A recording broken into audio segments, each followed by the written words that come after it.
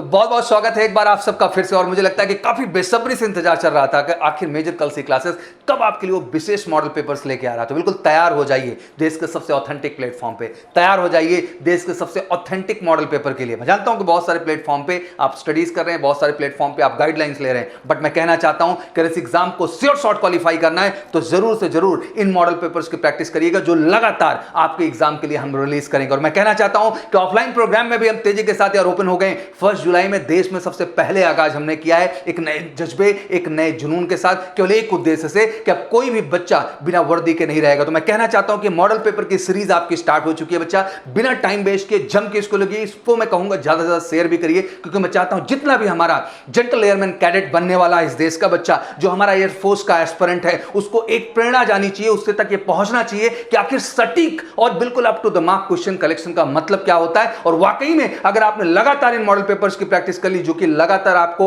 1 day के अंतराल पे आएंगे, जो टीम पूरी स्टडी करेगी और आपके सामने मॉडल पेपर परोसे जाएंगे, पूरे के पूरे मॉडल पेपर रहेंगे। सुबह अर्ली मॉर्निंग 7 बजे डेली ये पेपर आपके सामने होगा। बिल्कुल सुबह उठते ही सबसे पहला काम बच्चा ये करना है कि मॉडल पेपर्स के सारे क्वेश्चंस को लगाना है और एक बेहतर नोट्स बनाना है और फाइनली एयरफोर्स वाले एग्जाम में अपनी सफलता को सुनिश्चित करके दिखाना है। थैंक यू सो मच और बिल्कुल शुरू करते हैं model paper. Thank you.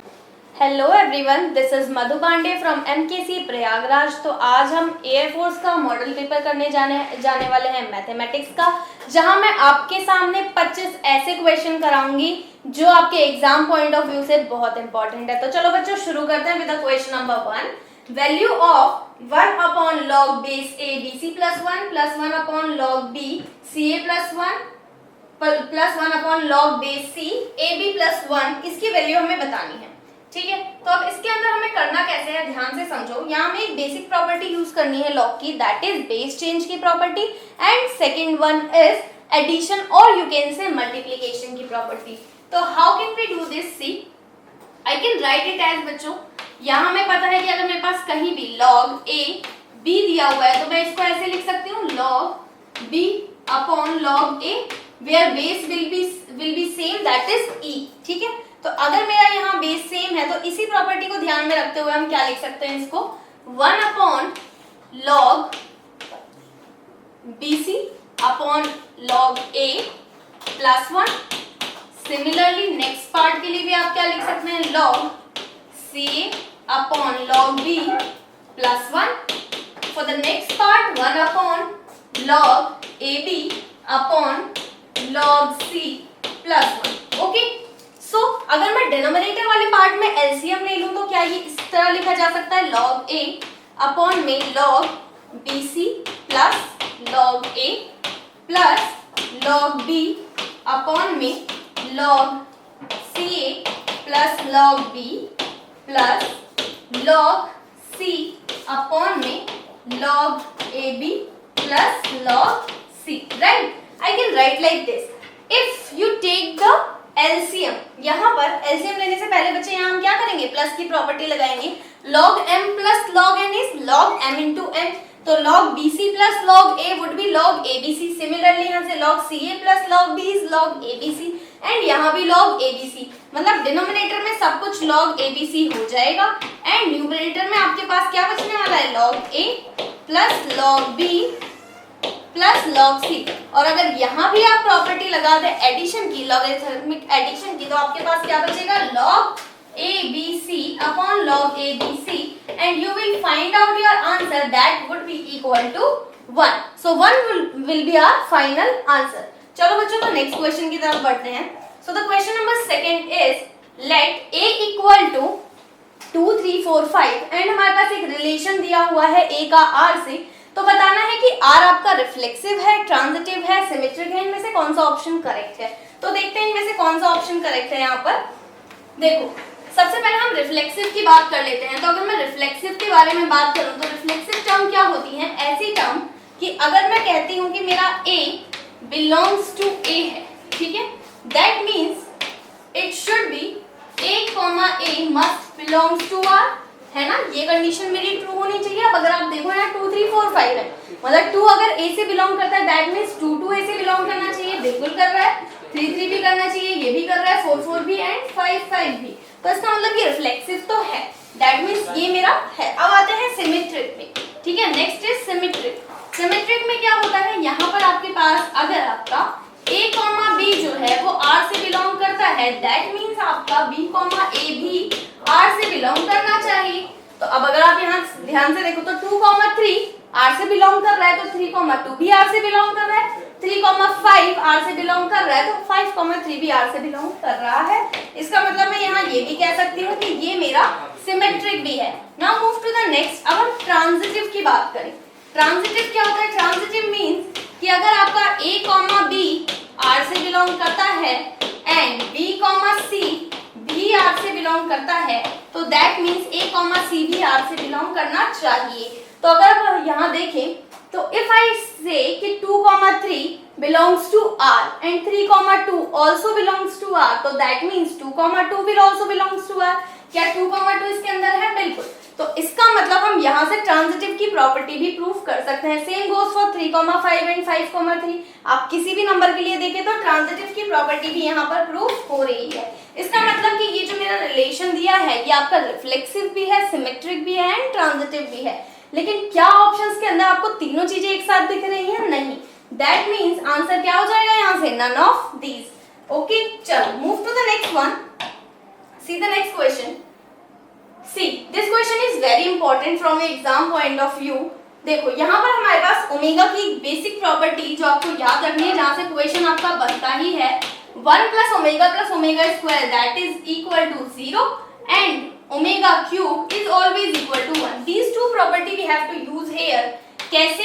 3 plus 5 omega plus 3 omega square raise to power 6 दिया है, तो हम क्या लिख सकते हैं इसको? 5 ओमेगा को मैं यहाँ लिख लूँ एंड 3 को कॉमन लेके I can write 1 plus omega square raise to power 6। तो 1 प्लस ओमेगा स्क्वायर अगर आप यहाँ से देखो तो कितना बन जाता है? यहाँ से अगर आप 1 प्लस ओमेगा स्क्वायर कैलकुलेट करो तो that would be equal to minus omega. तो हम यहाँ लिख देते हैं 5 omega plus 3 into minus omega raise to power 6। 5 omega minus 3 omega is 2 omega raise to power 6। तो बच्चों 2 omega raise to power 6 would be equal to 2 raise to power 6 and omega raise to power 6। 2 raised to power 6 is 64 and omega raised to power 6 can be written as omega का cube की square. Omega का cube किसके बराबर होता है? 1 के बराबर। That means I am left with 64 only। तो हमारा आंसर कितना हो जाएगा? 64। Okay, now see the next question.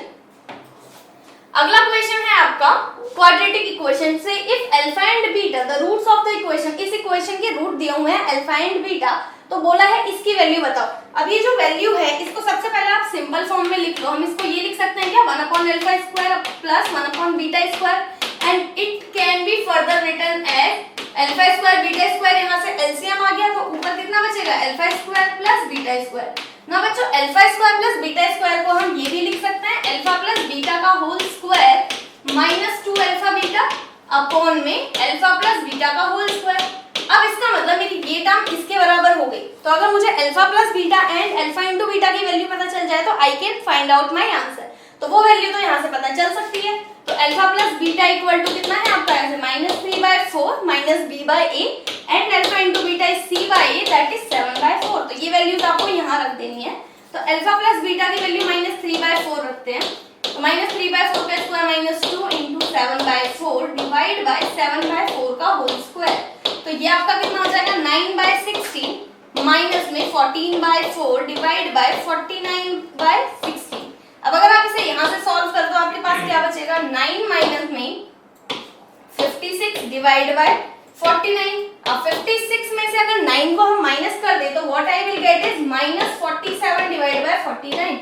That means option number C मेरा करेक्ट हो जाएगा। तो इस तरह के इक्वेशन आपके क्वाड्रेटिक इक्वेशन से बनते हैं और आपको सॉल्व करना आना चाहिए। Now see the next question. ये क्वेश्चन आपका सीक्वेंस एंड सीरीज से हमें सम निकालना है इसका। अब आप अगर ध्यान से देखो तो यहाँ कोई पर्टिकुलर सीक्वेंस तो नहीं बन रहा, तो हम बनाएंगे कैसे? ध्यान से समझो इसको किस तरह करेंगे। यहाँ पर आप 1/2 क्या लिख सकते हैं? 1 माइनस 1/2। सिमिलरली आप 3/4 को क्या लिख सकते हैं? 1 माइनस 1/4 एंड आप 7/8 को क्या लिख सकते हैं? 1 माइनस 1/8 एंड 15/16 को भी 1 माइनस 1/16 लिख सकते हैं एंड सो ऑन। तो आपका यहाँ से क्या समझ आ रहा है कि 1 तो आपका बार बार रिपीट हो रहा है, मतलब जितने टाइम आपकी टर्म्स जाएंगी उतने टाइम 1 होगा। तो I can write it as n। Now I am left with -1/2 -1/2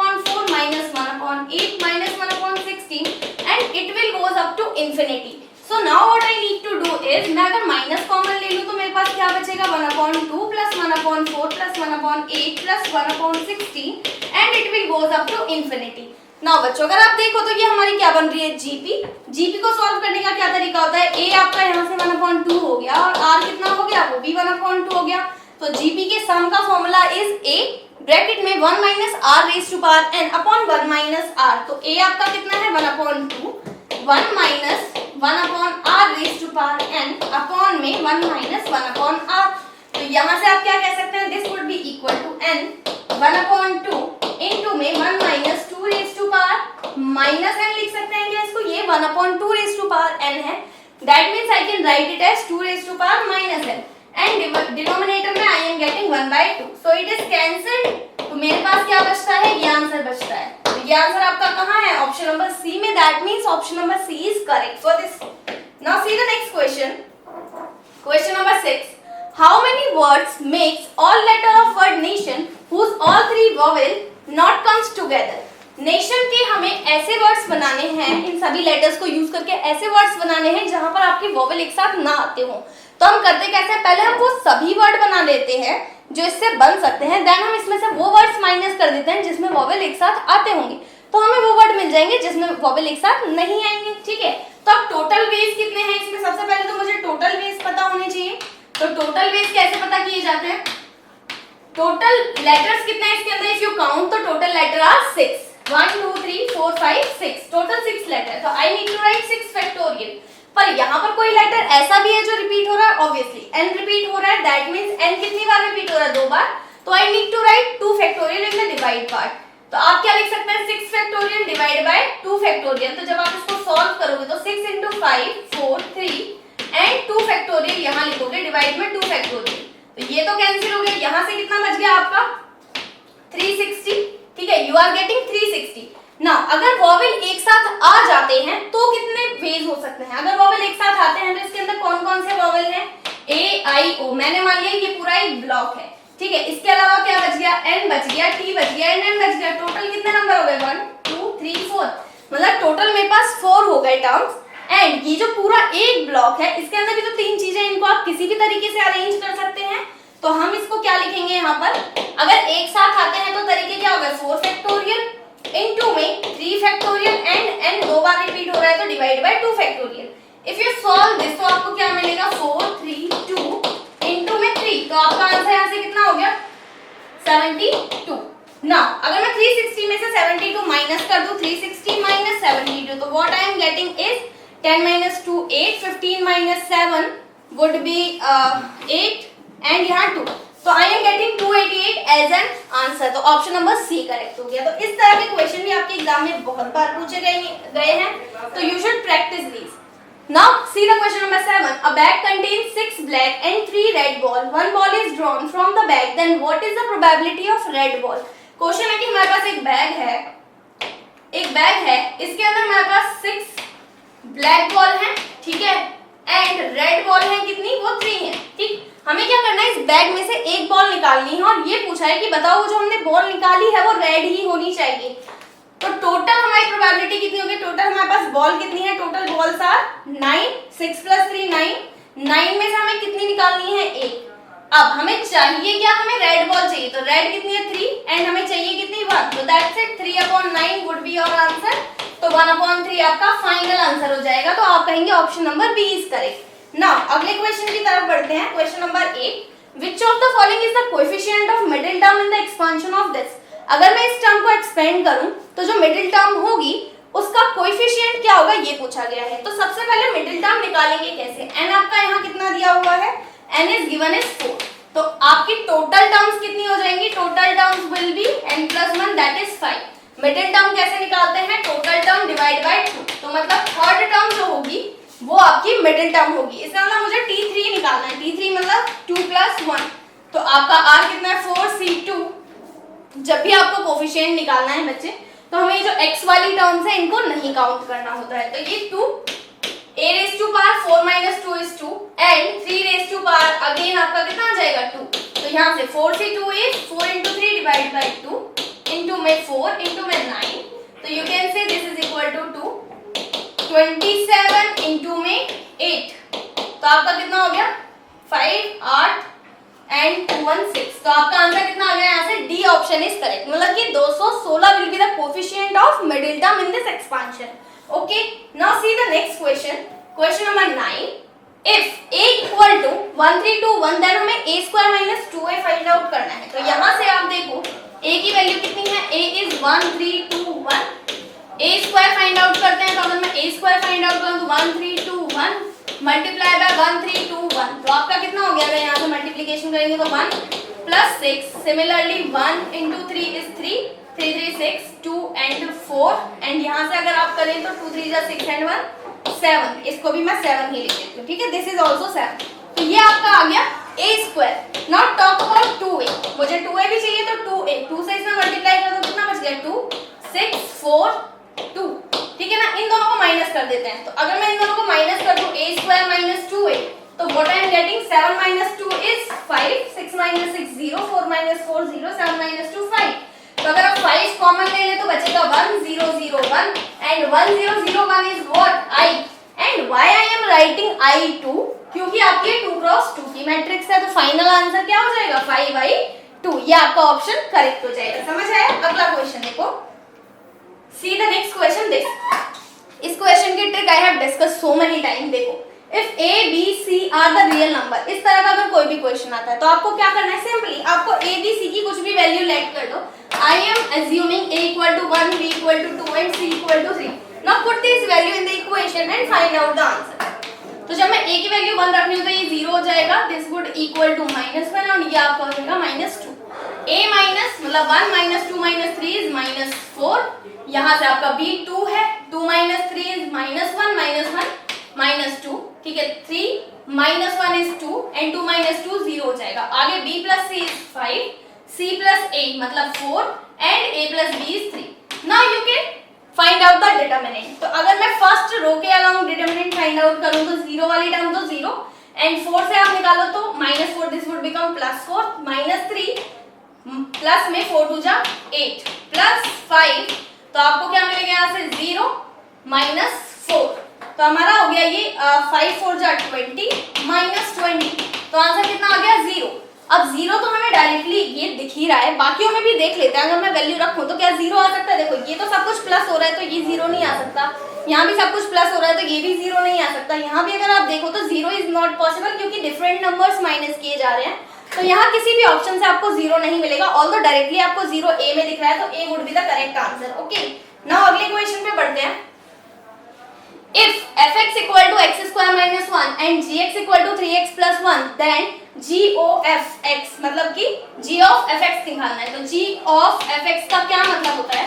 इसका मतलब होता है g fx, मतलब जहां जहां x लिखा हुआ है g के अंदर, वहां वहां आपको क्या लिख देना है fx. तो g वाली टर्म क्या थी हमारे पास 3x, x की जगह क्या लिख दूं fx plus 1 एंड fx की वैल्यू कितनी है x स्क्वायर minus 1 plus 1. तो हम यहाँ पे लिखेंगे 3x स्क्वायर minus 3 plus 1, तो I am getting 3x square minus 2. तो ऑप्शन नंबर सी आपका करेक्ट हो जाएगा. चलो अगले क्वेश्चन को देखते हैं. Question number 12, limit x tends to infinity two x cube. ये आपको कुछ एक्सप्रेशन दिया है, इसका आंसर आपको निकालना है. देखो बच्चों, अगर आपको limit x tends to infinity दिया हुआ है एंड कोई भी क्वाड्रेटिक इक्वेशन ऊपर नीचे दी हुई है, तो जस्ट रिमेंबर, अगर आपका डिग्री सेम है, if the degree is same, अगर डिग्री सेम दी हुई है तो आंसर क्या होगा, न्यूमरेटर में हाईएस्ट डिग्री का कोफिशिएंट डिवाइड बाय डिनोमिनेटर में हाईएस्ट डिग्री का कोफिशिएंट, दैट्स इट. तो ये आपका आंसर हो जाएगा. ठीक है, अगर डिग्री सेम दी हुई है तो दैट मींस आपके पास numerator upon denominator highest degree की वैल्यू अगर आप डिवाइड कर देते हैं तो आपके पास आंसर बिल्कुल करेक्ट आ जाएगा. Now see the next question. अगला क्वेश्चन है आपका, if y equal to 1 plus x square upon 2 factorial plus x cube upon 3 factorial up to infinity then dy by dx. अब अगर आप ध्यान से देखो, अगर नॉर्मल फॉर्मूले से जाओगे तो आपको इन्फिनिटी तक तो आप वैल्यू निकाल ही नहीं सकते, तो you can not limit the derivative. But अगर आप थोड़ा ध्यान से देखो तो आपको दिखाई देगा कि यहाँ ये जो फॉर्मूला है, this is the formula of e raise to power x only. नाउ मैं उस पूरे को e रेज़ टू पावर अगर x लिख दूं तो dy बाय dx कितना हो जाएगा, ex का डेरिवेटिव एंड dx का डेरिवेटिव कितना होता है, ex ही होता है. तो ऑप्शन कौन सा करेक्ट हो गया, डी. ठीक है, तो इस तरीके से आपको सीरीज भी याद रखनी चाहिए, जो आपकी छोटी मोटी सीरीज है वो आपको पता होनी चाहिए, जैसे लॉग की हो गई, EX की हो गई, ये सीरीज आपको पता होनी चाहिए। Now see the next, for real values of x minimum value ये है, ठीक, इसकी मिनिमम वैल्यू बतानी है। अगर हमारे पास कोई भी क्वाड्रेटिक इक्वेशन दी है, वहां से मुझे मिनिमम या मैक्सिमम वैल्यू बताने को कह रहा है, तो सबसे पहले आपको क्या चीज देखनी है कि जो आपके पास ये क्वाड्रेटिक इक्वेशन दी हुई है, क्या इसका जो a है वो पॉजिटिव है या नेगेटिव है। अगर ये पॉजिटिव दिया हुआ है, दैट मींस आपकी यहाँ से maximum value will always be infinity and minimum value आपकी 4ac minus b square upon 4a हो जाएगी। सिमिलरली अगर a आपका नेगेटिव दिया हुआ है, तो यहाँ से आपकी मैक्सिमम वैल्यू हो जाएगी 4ac minus b square upon 4a and minimum value would be infinity. Okay, minus infinity. तो ये हो गया आपका, हमें नेगेटिव की तरफ नहीं जाना, हमें सिर्फ पॉजिटिव वैल्यू को देखना है। तो पॉजिटिव वैल्यू की बात करूं यहाँ पर, तो मेरा मिनिमम वैल्यू कितनी है 4ac माइनस बी स्क्वायर, तो a की जगह आपका कितना है 1, c की जगह 53 माइनस बी स्क्वायर मतलब 14 का स्क्वायर डिवाइड बाय 4, a की जगह 1, तो ये कितना हो गया 4 3 12, 1 4 5 20, 2 1 2 माइनस में 196 डिवाइड बाय 4, तो आई am getting what 12 and 16 divide by 4, तो आंसर कितना आ गया 4। इसका मतलब मिनिमम वैल्यू कितनी आएगी 4 आ जाएगी। तो इस तरीके से आप आंसर निकाल सकते हैं किसी भी क्वाड्रेटिक इक्वेशन का। नाउ अगला क्वेश्चन देखो, यहाँ पर आपको इसका इंटीग्रेशन फाइंड आउट करना है। नाउ यहाँ क्वेश्चन में अगर आप ध्यान से देखो तो आपको एक पैटर्न दिखना चाहिए 1/a² प्लस x² dx। इसका फॉर्मूला क्या होता है 1/a tan inverse x/a plus c, ये फॉर्मूला होता है। यहाँ पर आपका x कितना है अगर मैं लिखूं तो dx अपॉन में 2 स्क्वायर प्लस में 3x का होल स्क्वायर, राइट, ये आपका x है, dx है, ठीक। अब मुझे यहाँ से इसका इंटीग्रेशन बताना है, तो इसका इंटीग्रेशन क्या हो जाएगा 1/a मतलब 1/2 tan इनवर्स 3x अपॉन में 2 प्लस c, बट क्योंकि 3x आपका x तो नहीं है, तो आपको क्या करना पड़ता है इंटीग्रेशन वाले पार्ट में, इसको आपको डिवाइड में इसका डेरिवेटिव लिखना पड़ता है। 3x का डेरिवेटिव से आपको डिवाइड करना पड़ेगा, और आप इस तरह से भी कर सकते थे कि आप 3x को t मान लेते एंड देन कर लेते। तो अगर मैं 3x का डेरिवेटिव से डिवाइड करूं तो 3 से डिवाइड होगा, तो आंसर कितना आ जाएगा 1/6 tan inverse 3x upon 2 plus c। तो आपका आंसर कितना बन गया ऑप्शन नंबर सी बन जाएगा यहाँ से, ठीक है। अगला क्वेश्चन देखते हैं बच्चों, नेक्स्ट क्वेश्चन, क्वेश्चन नंबर 16।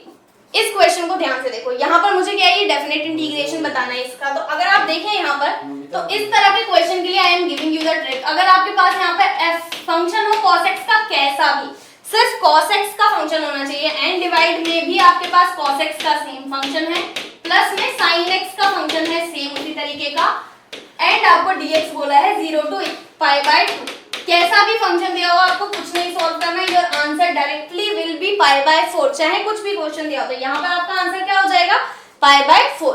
यहाँ अंडर रूट में दिया है तो भी π/4 है, अंडर रूट में नहीं दिया होता तो भी वही होता, और यहाँ स्क्वायर में दिया होता तो भी आंसर विल बी π/4 ओनली। चलो अगले क्वेश्चन की तरफ बढ़ते हैं। So the next question is integration factor of equation this. इस इक्वेशन का इंटीग्रेशन फैक्टर बताना है। तो इंटीग्रेशन फैक्टर जो होता है बच्चे, वो आपका हमेशा लीनियर इक्वेशन के अंदर निकाला जाता है। तो पहले हमें देखना है कि जो हमारी इक्वेशन दी हुई है क्या ये लीनियर इक्वेशन है। बिल्कुल लीनियर इक्वेशन है, क्योंकि अगर मैं x² प्लस 1 से डिवाइड कर दूं तो मुझे साफ दिखाई देता है कि यहाँ पर ये लीनियर इक्वेशन बनती है, ठीक है।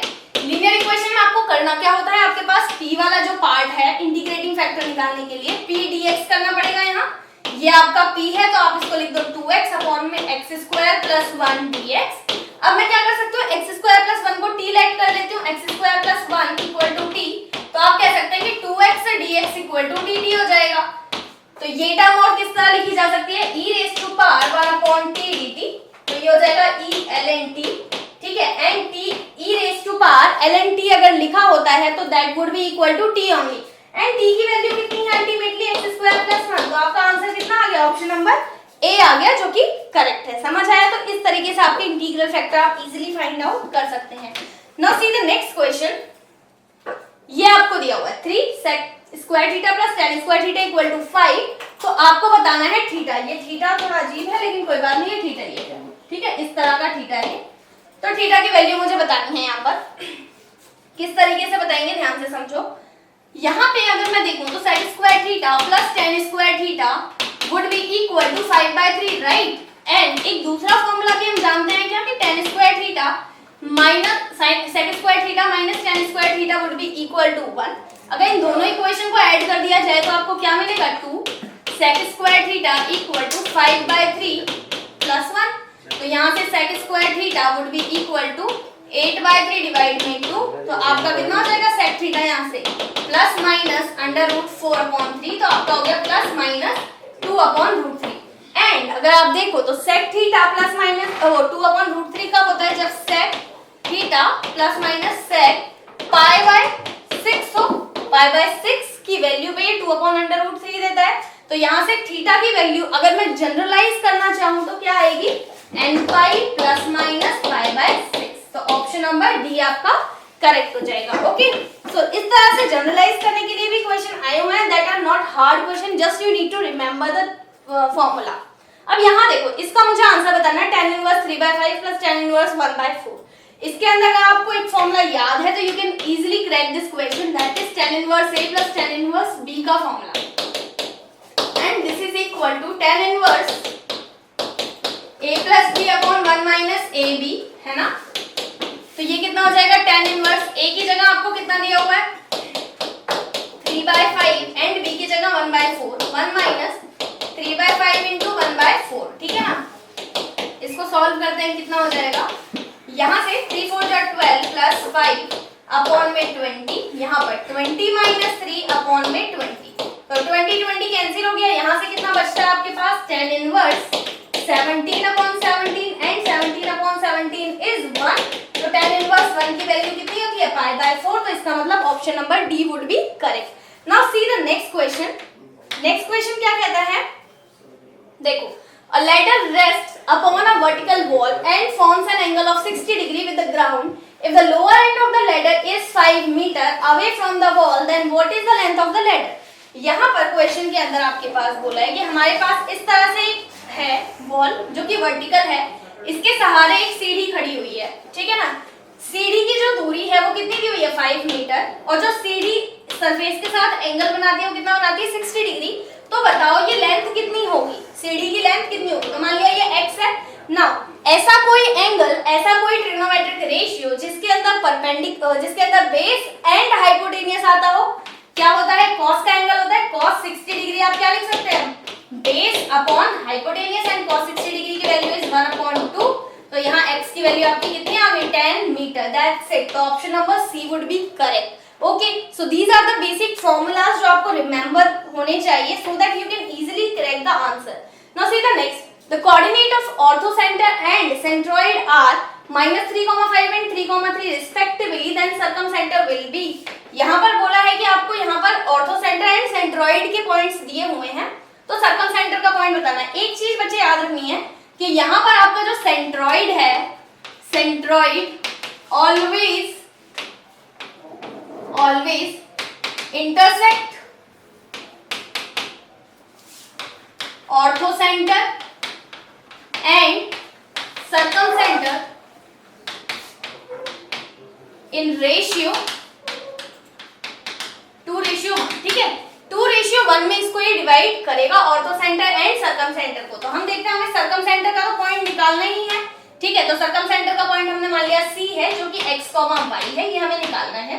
ये हमारा B पॉइंट है जो कि आपका सेंट्रॉइड है 3,3 दिया हुआ है और ये आपका जो पॉइंट है दैट इज ऑर्थोसेंटर है -3,5 दिया हुआ है दैट इज A। तो अब हम देखें तो ये किस रेशियो में डिवाइड करता है 2:1। तो यहाँ पर आप अगर फॉर्मूला लगाएं रेशियो का तो क्या बनेगा m2x1 plus m1x2 upon m1 plus m2। ये फॉर्मूला होता है x का, ये फॉर्मूला लगाते हैं तो ये कितना हो जाएगा 3 इक्वल टू m2 कितना है x इंटू 2 मतलब 2x प्लस में आपका 1 इंटू में -3 तो ये आ जाएगा आपका -3। तो you can directly right it here -3 divide में 2 + 1 is 3। तो हम देखते हैं कितना हो गया 9 इक्वल टू 2x - 3। तो x इक्वल टू यहाँ से आ गया आपका 6। तो x की वैल्यू 6 हो गई। आप ऑप्शन में देखें तो 6 हमारा दो जगह दिया है। Now we need to find out the y की वैल्यू। y की वैल्यू भी हम सेम तरीके से निकाल सकते हैं। y is equal to also m2y1 plus m1y2 upon में m1 प्लस m2 ठीक है। तो अगर मैं देखूं तो m2y1 m2 is y divide by 3 equal to में 3, तो ये 9 माइनस 5 4 इक्वल टू 2 बाई, तो y की वैल्यू यहाँ से कितनी आ गई हमारी 2। दैट मीन्स x की वैल्यू इज 6 एंड y की वैल्यू इज 2। ये हमारे किसके पॉइंट हो गए, आपके सर्कम सेंटर का पॉइंट क्या हो गया 6, 2। Okay, now see the next, the value of k for which this and this are concurrent। अगर तीन इक्वेशन आपको दी हुई हैं और बोला है कि वो concurrent होनी चाहिए, मतलब संगामी होनी चाहिए, तो हमें क्या करना होता है, इसका मतलब इन तीनों का जो डिटर्मिनेंट होगा that must be equal to 0। so what I need to do is, आप यहाँ क्या लिख सकते हैं 1 minus 2 1 2 minus 5 3 5 minus 9k that must be equal to 0। Now I need to find out the determinant। तो कैसे हो जाएगा 1 minus 5k माइनस प्लस हो जाएगा 9 3 जा 27 प्लस 2 2k माइनस 15 प्लस 1, यहाँ पर आपका कितना हो जाना चाहिए minus 18 plus 25 equal to 0। Now solve this, this is minus 5k plus 27 plus 4k minus 30 minus 18 plus 25 minus 18 plus 25 is nothing but equal to plus 7, तो I can directly write it plus 7 equal to 0। अब आप देखो तो ये हो गया minus के 27 minus 30 is minus 3 plus 7 is plus 4 equal to 0। तो यहाँ से k की value would be equal to 4, मतलब k की वैल्यू कितनी होनी चाहिए, k की वैल्यू 4 होनी चाहिए, ताकि ये लाइंस जो है ये कैसी हो सके concurrent. Okay, now see the next. अगला क्वेश्चन कहता है कि आपको इसेंट्रिसिटी बतानी है हाइपरबोला की 9y² minus 4x² equal to 36 इसकी इक्वेशन है। तो जब भी आपको इस तरह से इक्वेशन दी है, सबसे पहले इसे आपको जनरल इक्वेशन में लेके जाना है, एंड जनरल इक्वेशन में ले जाने के लिए आपको क्या करना पड़ेगा, यहाँ 1 चाहिए, 1 चाहिए तो मतलब 36 से डिवाइड करना है। तो अगर मैं इसको 36 से डिवाइड कर दूं तो मेरे पास क्या बचेगा 4x² अपॉन में 36 equal to 1। Now I am getting y² upon में 4 माइनस x² अपॉन में 9 इक्वल टू 1। तो आप इसको ये भी लिख सकते हैं y² अपॉन 2 का स्क्वायर माइनस x² अपॉन 3 का square equal to 1। Now if you compare with the parabola की इक्वेशन, तो पैराबोला की इक्वेशन कहती है y upon b² minus y² upon b² minus x² upon a² equal to 1। अगर ये है तो eccentricity equal to 1 plus a² plus b² का अंडर रूट, ठीक है, 1 प्लस a² प्लस b² का अंडर रूट। तो यहाँ से आपकी इसेंट्रिसिटी कितनी हो जानी चाहिए 1 प्लस a² इज 9 अपॉन में 4, तो ये हो जाएगा आपका under root 13 upon 4, that means under root 13 upon 2 आपका आंसर हो जाएगा। तो ऑप्शन नंबर बी आपका करेक्ट हो जाएगा। Now see the next question बच्चों, इफ p इक्वल टू कुछ वेक्टर दिया है एंड q वेक्टर भी कुछ दिया हुआ है, तो आपको p डॉट q निकालना है, डॉट प्रोडक्ट निकालना है एंड क्रॉस प्रोडक्ट निकालना। आपको एग्जाम में पूछा जा सकता है, तो आप कैसे निकालते हैं डॉट प्रोडक्ट। देखो, अगर मेरे पास p डॉट q निकालने को बोला है, अगर मेरे पास मान लिया a vector equal to ai plus j bk है, ठीक है, bj है यहाँ पर, ठीक, एंड b वेक्टर आपके पास है ci प्लस bj, तो a एंड b का dot product would be equal to what ac plus bd, है ना। तो इसी तरह से अगर मुझे pq का निकालना है तो मैं क्या लिख सकती हूँ, pq का dot product would be equal to 2 4 जा 8 प्लस 5 5 जा 25, that would be equal to आपका 33। तो आंसर कौन सा करेक्ट हो जाएगा, ऑप्शन नंबर बी करेक्ट हो जाएगा। Okay, now see the next and last question. The median of 19 observations is 30, added the two observations whose values 8 and 32, the median of 21 observation will be। बोला है कि 19 observation का median 30 दिया है। अगर आपके पास 19 ऑब्जर्वेशन है तो इसका मतलब जो आपकी मिडिल ऑब्जर्वेशन होगी वो कौन सी, कैसे निकालते हैं हम, 19 प्लस 1 डिवाइड बाय 2, इसका मतलब 10th ऑब्जर्वेशन जो है वो आपकी मीडियन ऑब्जर्वेशन होगी। इससे पहले यहाँ पर 9 ऑब्जर्वेशन इससे पहले होंगी एंड 9 ऑब्जर्वेशन इसके बाद होंगी, ये आपकी 10th ऑब्जर्वेशन होगी, ठीक है ना। और अब हमें क्या बोला है कि 2 ऑब्जर्वेशन ऐड कर दी, ठीक। यहाँ पे जो आपकी 10th ऑब्जर्वेशन है ये कौन सी दी हुई है, ये मीडियन दी हुई है, मीडियन आपको 30 दिया, मतलब ये वाली ऑब्जर्वेशन आपकी 30 है। बोला है 2 ऑब्जर्वेशन ऐड कर दी, 8 एंड 32, तो 8 कहाँ ऐड की होगी, यहाँ पर, एंड 32 कहाँ ऐड किया होगा, यहाँ पर, है ना, क्योंकि 30 से 32 बड़ा है तो ये यहाँ जाएगा एंड 8 छोटा है तो यहाँ जाएगा। इसका मतलब अभी हमारे पास 21 ऑब्जर्वेशन हो चुकी है, जिसमें से 10 ऑब्जर्वेशन इस साइड रहेंगी एंड 10 ऑब्जर्वेशन इस साइड रहेंगी, और ये जो बीच वाली ऑब्जर्वेशन है ये मेरी मीडियन कहलाएगी। तो मीडियन तो सेम ही रहेगा, मीडियन वुड बी 30 ओनली। तो ऑप्शन आपका कौन सा करेक्ट हो जाएगा, B. Don't confuse it with the mean. अगर आप पेपर में पढ़ते हैं तो इसे ध्यान से पढ़ें कि यहाँ मीडियन दिया हुआ है, मीन नहीं दिया हुआ है, ठीक है। तो आज के लिए इतना ही। जय हिंद, थैंक यू। जय हिंद दोस्तों, वेलकम टू मेजर कल सी क्लास। आज हम लोग मॉडल पेपर करेंगे और आप लोग के पिछले बहुत अच्छे अच्छे रिस्पॉन्स आ रहे हैं, जिससे ये पता चलता है कि आप लोग एग्जाम क्वालिफाई करने के लिए बिल्कुल रेडी हो। ठीक है, चलिए मॉडल पेपर स्टार्ट करते हैं। जैसे हमारा पहला क्वेश्चन है, आपके आपको सामने आ रहा होगा, प्रकाश वर्ष की इकाई है। ठीक है, जैसे आप पहला क्वेश्चन आप देख सकते हैं आसानी से, प्रकाश वर्ष इकाई है और 4 ऑप्शन दे रखे हैं हमें, दूरी का, समय का, प्रकाश की तीव्रता का, कि द्रव्यमान का। Light year is the unit of distance, time, intensity of a light and mass. मेरी बात समझिएगा ध्यान से, क्वेश्चन में बात हो रही है प्रकाश वर्ष की। आपको प्रकाश वर्ष की परिभाषा पता है, डेफिनेशन पता है कि प्रकाश के द्वारा एक साल में तय की गई दूरी को हम लोग क्या कहते हैं, प्रकाश वर्ष कहते हैं। ठीक है, प्रकाश द्वारा एक साल में तय की गई दूरी को हम लोग क्या कहते हैं बेटा, प्रकाश वर्ष कहते हैं। तो अगर हमें प्रकाश वर्ष की बात करनी तो एक साल में तय की गई दूरी की बात हो रही है। अगर एक साल में तय की गई दूरी की बात हो रही है तो ये सूत्र तो बहुत अच्छी तरह जानते हैं, दूरी बराबर क्या होता है, चाल गुणे समय। क्यों दोस्तों, ये तो पता है ना, दूरी बराबर चाल गुणे समय होता है। तो चाल क्या होती है, प्रकाश की चाल क्या होती है, 3 × 10⁸ मीटर पर सेकेंड। और समय क्या होता है, एक साल का समय। एक साल के समय को किसमें परिवर्तित कर सकते हैं हम लोग, सेकंड में परिवर्तित कर सकते हैं। 365 × 24 × 60 × 60 इंटू सेकेंड। मैं सॉल्व नहीं करूंगा तो सेकंड कट जाएगा यहाँ पे। तो ये किसमें आ रहा है, मीटर में आ रहा है। अगर ये मीटर में आ रहा है तो प्रकाश वर्ष किसकी इकाई है, प्रकाश वर्ष हमारी दूरी की इकाई है। It is the unit of a distance. परिभाषा समझिएगा, मैं फिर से बोल रहा हूं, प्रकाश द्वारा एक साल में तय की गई दूरी को ही प्रकाश वर्ष कहते हैं। क्या बात क्लियर है, आसान सा क्वेश्चन है। चलिए आगे बात करते हैं, बेटा दूसरे प्रश्न पे चलते हैं। चलिए ये भी क्वेश्चन बहुत अच्छा है बेटा, ये वेक्टर क्वेश्चन है। देखिए ये हमसे क्या कह रहा है, ठीक है, देखिएगा बेटा, P क्रॉस Q और Q क्रॉस के P के बीच का कोण क्या होगा, यही तो पूछ रहा है। P क्रॉस Q और Q क्रॉस P। चलिए इनको हम बना लेते हैं पहले। चलिए मान लीजिए ये हमारा एक P वेक्टर है, एक हमारा कुछ भी मान लेते Q वेक्टर है, हमने यहां पे बना दिया।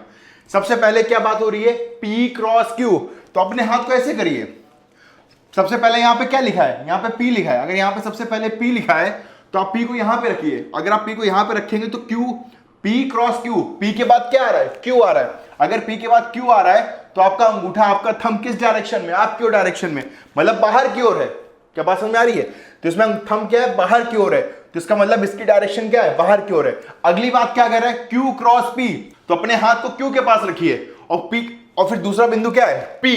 तो Q क्रॉस P में Q क्रॉस P ऐसे जाओगे तो इसमें थंब कहां जा रहा है, अंदर जा रहा है। तो मेरे दोस्तों इस बात सुनो, जब हमने P क्रॉस Q सुना तो P क्रॉस Q में इसकी दिशा इधर, ठीक है, और Q क्रॉस P में इसकी दिशा अंदर। बात समझ में आ रही है, P क्रॉस Q में दिशा बाहर थी और Q क्रॉस P में दिशा अंदर थी। तो दोनों के बीच का कोण कितना होता है, दोनों के बीच का कोण कितना होता है, 180 डिग्री। बात समझिए ना, एक की दिशा अंदर और दूसरे की दिशा बाहर, तो दोनों के बीच का कोण कितना बनेगा, 180 डिग्री हमारा आएगा। तो इसलिए इसका आंसर C आएगा। क्या यहां तक बात समझ में आती है, क्लियर है। चलिए आगे बात करते हैं। ये हमसे कह रहा है कि एक आदमी है, मान लो हम ही हैं, एक आदमी 7 मीटर व्यास वाले वृत्ताकार पथ के अनुदिश 5.5 मीटर पर सेकंड की चाल से दौड़ रहा है। ठीक है भाई, कोई एक बंदा है जो 7 मीटर व्यास वाले वृत्ताकार पथ, मान लो पार्क है, ठीक है, 5.5 मीटर पर सेकंड की चाल से दौड़ रहा है। ठीक है भाई, कोई चिंता वाली बात नहीं। तो प्रारंभिक बिंदु से 4 सेकंड के बाद उसका विस्थापन क्या होगा, यही तो क्वेश्चन है।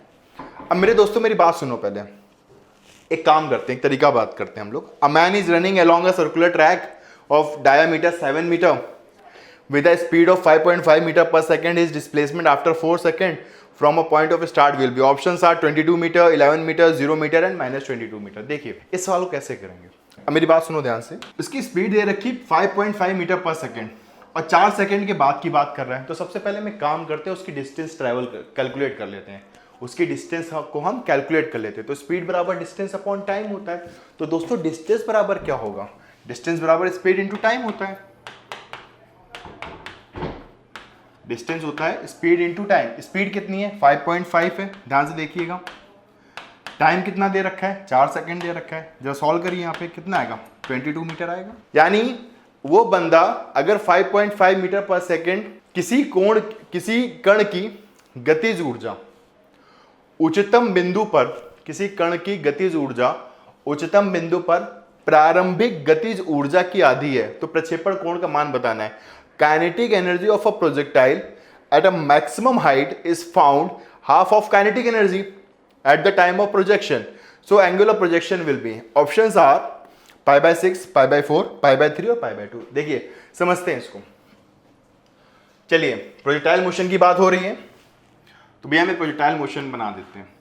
हमने यहां से बॉल को फेंक दिया, तो उच्चतम बिंदु पे बात हो रहे हैं। तो मेरे दोस्त एक बात याद रखो, उच्चतम बिंदु पर तो एक ही वेग होता है। कौन सा वेग होता है, v cos थीटा होता है। यहां पर कौन सा वेग होता है, सिर्फ और सिर्फ v cos थीटा होता है। और जब वो यहां से फेंकते हैं तो कौन सा वेग होता है, v होता है। ये बहुत महत्वपूर्ण बिंदु बात है, सुनिएगा इसको। जब भी बॉल सबसे मैक्सिमम हाइट पे पहुंचती है तो वहां पर वेग कितना होता है, v cos थीटा होता है। और जब तुम बॉल को फेंकते हो उस समय वेग क्या होता है, v होता है। Are you getting my point. तो इनिशियल काइनेटिक एनर्जी क्या होगी, इनिशियल काइनेटिक एनर्जी, वेलोसिटी क्या v है, तो मेरे दोस्त इनिशियल काइनेटिक एनर्जी क्या होगी, हाफ mv² होगा। और फाइनल काइनेटिक एनर्जी क्या होगी, इस पॉइंट की बात हो रहा है ना। तो समय मास तो तुम चेंज नहीं कर पाओगे कभी। ऐसा तो नहीं होता ना कि तुम 2 किलो की बॉल को ऊपर फेंक रहे हो, वापस आती 50 ग्राम की, ऐसा तो होता है क्या। तो mass can not be change. तो वेलोसिटी कितनी होती है, v cos थीटा। तो फाइनल काइनेटिक एनर्जी मेरे दोस्त कितनी होगी, k final equal to 1/2 m v² cos² theta. Okay, v² cos² theta. अब क्वेश्चन को ध्यान से सुन लो। हमसे क्वेश्चन कह रहा है कि किसी कण की उच्चतम बिंदु पर प्रारंभिक गतिज ऊर्जा की आधी है। यानी क्वेश्चन में खुद ही कह दिया गया, क्वेश्चन में क्या कह दिया गया, क्वेश्चन में कह दिया गया कि kf जो है वो 1/2 है इनिशियल का, यानी प्रारंभिक का। ये तो होगा, kf क्या है, 1/2 है, ki है। तो मेरे दोस्त kf और ki की बस वैल्यू रख दो, आपका थीटा आ जाएगा। kf और ki की बस आप वैल्यू पुट कर दीजिए, आपका थीटा आ जाएगा। तो kf है कितना भाई, kf है हमारा 1/2 mv² cos² थीटा बराबर हाफ 1/2, और इनिशियल काइनेटिक एनर्जी कितनी थी, हाफ mv² थी। तो बस देखिए सब कुछ कट रहा है, 1/2 mv² कट गया। तो यहां पे cos² थीटा किसके बराबर आ रहा है, 1/2 के। लेकिन ये cos थीटा नहीं है, ये क्या है, cos² थीटा है। तो मेरे दोस्त अगर ये cos² थीटा 1/2 है तो cos थीटा यहां पे कितना आ जाएगा, 1/√2। तो cos का कौन सा मान जो 1/√2 देता है, सबको तो मुझमानी रटा होता है भैया, 45 डिग्री। 45 डिग्री तो 1/√2 होता है। तो थीटा बराबर यहाँ पे क्या आएगा, 45 डिग्री। लेकिन आंसर तो रेडियन में लिख रखा है। तो दोस्त थीटा बराबर यहाँ पे कितना आ जाएगा, π/4। Correct answer B part. क्या यहाँ तक बात समझ में आती है, क्या चीजें क्लियर हैं। चलिए आगे बात करते हैं। बर्फ के पूर्ण चिकने क्षैतिज सतह के बीच, समझिएगा सवाल को, सवाल बहुत अच्छा है और दिल से समझिएगा। बर्फ के पूर्ण चिकने क्षैतिज सतह के बीच एक व्यक्ति विरामावस्था में है, वह स्वयं को न्यूटन के किस नियम का प्रयोग करके भैया बाहर निकाल सकता है। A man is at rest in the middle of a horizontal plane of perfectly smooth surface of ice. He can move himself to shore by making using a which law of Newton? Okay. गति का प्रथम नियम, second, third, इसकी बात हो रही। First law of motion, second law of motion, third law of motion. मेरी बात सुनो ध्यान से। देखिए थर्ड लॉ की बात करनी है, मेरी बात सुनो पहले, बहुत सिंपल सी बात है। मान लो, अब मेरे हाथ को देखो ध्यान से, मान लीजिए बिल्कुल स्मूथ है। स्मूथ मतलब उसमें जरा सा भी घर्षण नहीं है, जरा सा भी फ्रिक्शन बिल्कुल भी नहीं है, ठीक है। ये बंदा बैठा हुआ है, बंदा बैठ गया, चलो अच्छे वाले को बैठाते हैं। ये बंदा बैठा है, बैठ गया, बैठ रहा है ना, दिखाई दे रहा है, ये बंदा बैठा हुआ है। तो अगर ये बंदा बैठा हुआ है तो मेरी बात ध्यान सुनो, ये बिल्कुल स्मूथ है, परफेक्टली स्मूथ दे रखा है, परफेक्टली स्मूथ दे रखा है।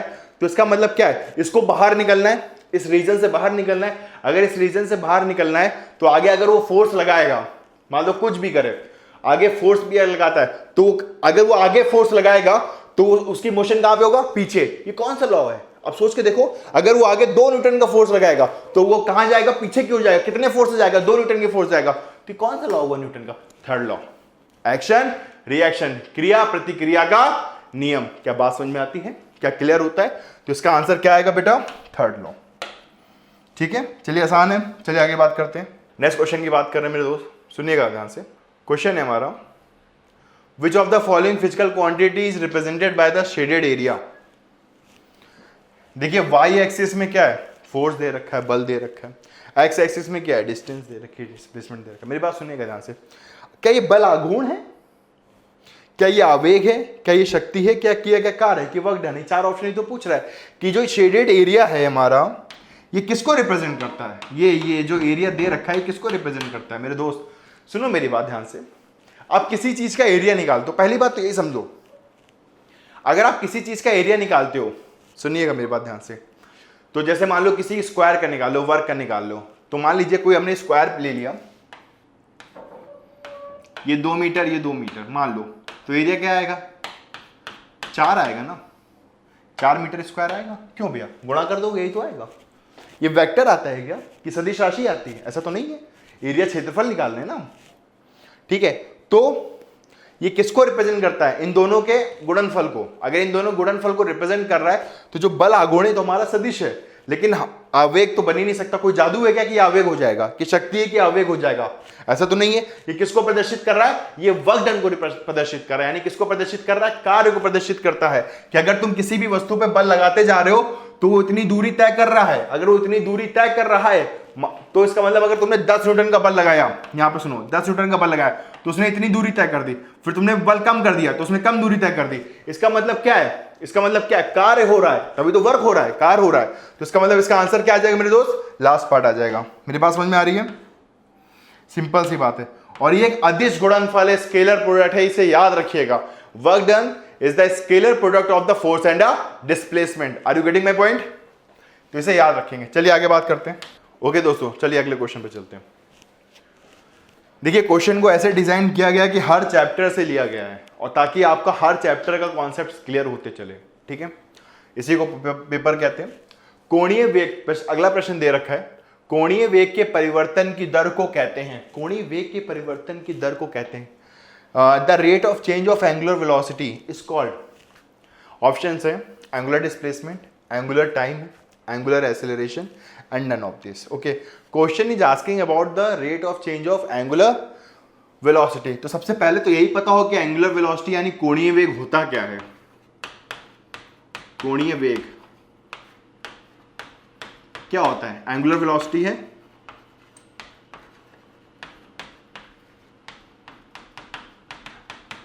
एंगुलर वेलोसिटी क्या होगा बेटा, ओमेगा होगा। एंगुलर वेलोसिटी क्या होगा, ओमेगा होगा।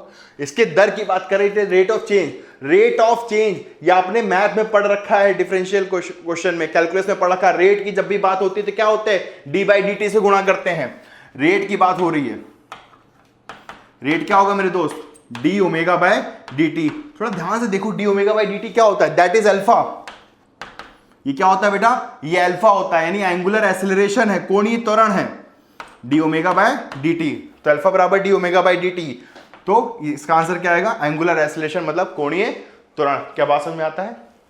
अगर हम वेग के परिवर्तन की दर की बात करते तो वेग v, इसका दर परिवर्तन की दर, तो इसका मतलब क्या होगा, डीवी बाई डी टी। और डीवी बाई डी टी क्या होता है, त्वरण होता है। देखो वेग हो गया v, परिवर्तन की दर हो गया डी बाई डी टी, गुणा कर दिया, क्या आ गया, त्वरण आ गया। Are you getting my point. Simple सा क्वेश्चन, आपसे सवाल समझ जाओ, आंसर अपने आप आ जाता है। चलिए आगे बात करते हैं। यदि किसी ग्रह के द्रव्यमान तथा त्रिज्या को 2 गुना कर देते हैं, चलो भाई ठीक है, एक ऐसा प्लैनेट ले लिया, एक ऐसा ग्रह लेते हैं जिसके ग्रह के द्रव्यमान को भी 2 गुना कर देते हैं, ठीक है, और उसकी त्रिज्या को भी 2 गुना कर देते हैं भाई, ठीक है, मास और रेडियस दोनों डबल कर दे रहे हैं, तो उसकी सतह पर गुरुत्वीय त्वरण क्या हो जाएगा। चलिए भाई तुलना करनी है। अच्छा वैसे गुरुत्वीय त्वरण यानी एक्सेलरेशन ड्यू टू ग्रेविटी का फॉर्मूला क्या होता है, पहले तो यही तो पता हो, फिर आगे बात करेंगे। फॉर्मूला तो ये होता है, स्मॉल जी बराबर capital G M by R square. क्यों बेटा, यही तो होता है, यही होता है, स्मॉल जी बराबर capital G M upon R square. Earth की बात कर रहे हैं, यहाँ पे ई लिख देते हैं, एम ई मतलब मास ऑफ अर्थ, पृथ्वी का द्रव्यमान, आर ई मतलब पृथ्वी की त्रिज्या, ठीक है। अब बात कर रहे हैं यदि ग्रह के द्रव्यमान को 2 गुना और त्रिज्या को 2 गुना कर देते हैं, ठीक है, तो मान लो नया जी डैश मान लेते हैं, कैपिटल जी, उसके द्रव्यमान को 2 गुना कर रहे हैं। अगर उसके द्रव्यमान को 2 गुना कर रहे हैं मेरे दोस्त, तो क्या होगा, 2 टाइम्स एम ई, मान लो इसी से लिख देता हूं मैं। और त्रिज्या इसकी 2 गुनी कर दे रहे हैं, तो 2 आर ई का स्क्वायर कर देते हैं, ठीक है, कोई दिक्कत वाली बात नहीं है। बेटा 2 का वर्ग क्या होता है, 2 का स्क्वायर क्या होता है, 4 होता है। 2 का स्क्वायर 4 होता है, तो जी डैश बराबर जी इंटू एम ई इंटू 2 बटे 2 का वर्ग 4 हो गया, 4 इंटू आर ई स्क्वायर। ठीक है, तो ठीक है, तो 2 2 जा 4 होगा। ध्यान से देखो आधा हो रहा है, तो बेटा यहाँ पे जी डैश कितना आ रहा है, 1/2 किसका, जी का। यानी पहले से गुरुत्वीय त्वरण यानी एक्सेलरेशन ड्यू टू ग्रेविटी क्या हो जाएगा, हाफ हो जाएगा। तो इसका सही आंसर क्या होगा, आधा। सिर्फ अगर आपको ये फॉर्मूला पता है तो आप इनसे निकाल ले जाओगे, कोई खास बात नहीं है। क्या क्लियर हो गया, कितनी बात समझ में आती है। चलिए आगे बात करते हैं। क्वेश्चन नंबर 9 करते हैं। ठीक है, हाँ, डूबे हुए पिंड पर उत्प्लावन बल निर्भर करता है।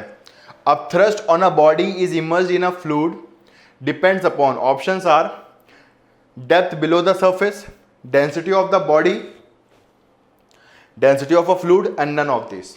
ओके, अब मेरी बात सुनो ध्यान से, इसमें समझते हैं। मान लीजिए ये उत्प्लावन बल क्या है, जरा समझ तो ले पहले। अच्छा एक बात बताओ, पहले सुनिएगा, सुनते जाइएगा।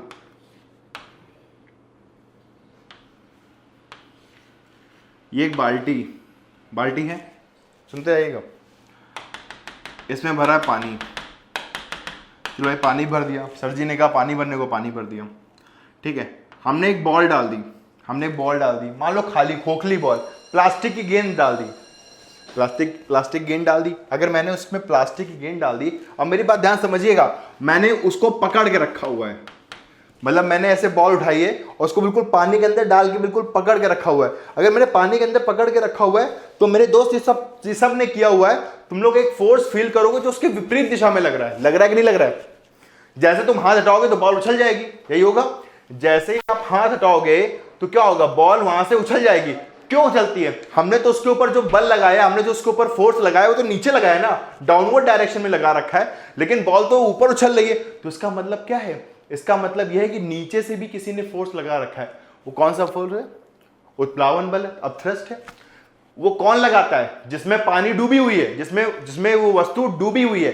तो अगर ये वस्तु डूबी हुई है तो किस पे निर्भर करता है, वस्तु के घनत्व पे तो निर्भर नहीं करता भाई, वो थोड़ी बल लगा रहा है, उससे तो कोई लेना देना नहीं है, गहराई पे भी नहीं। तो इसका सही किस पे निर्भर करता है, वो लिक्विड जिसमें वो वस्तु डूबी हुई है उस पर निर्भर करता है। तो इसका सही आंसर होगा डेंसिटी ऑफ द फ्लूइड,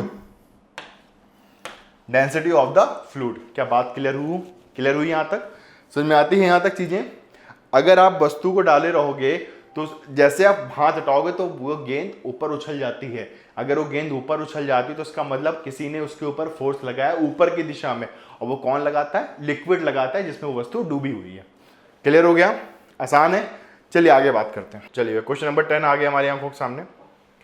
वर्षा की बूंद, सुनिएगा ध्यान से, बात समझिएगा। वर्षा की बूंद नियत चाल से किसके कारण गिरती है, वर्षा की बूंद नियत चाल से किसके कारण गिरती है। 4 ऑप्शन दे रखे हैं, शांता, उत्प्लावन बल, गुरुत्व, इनमें से कोई नहीं।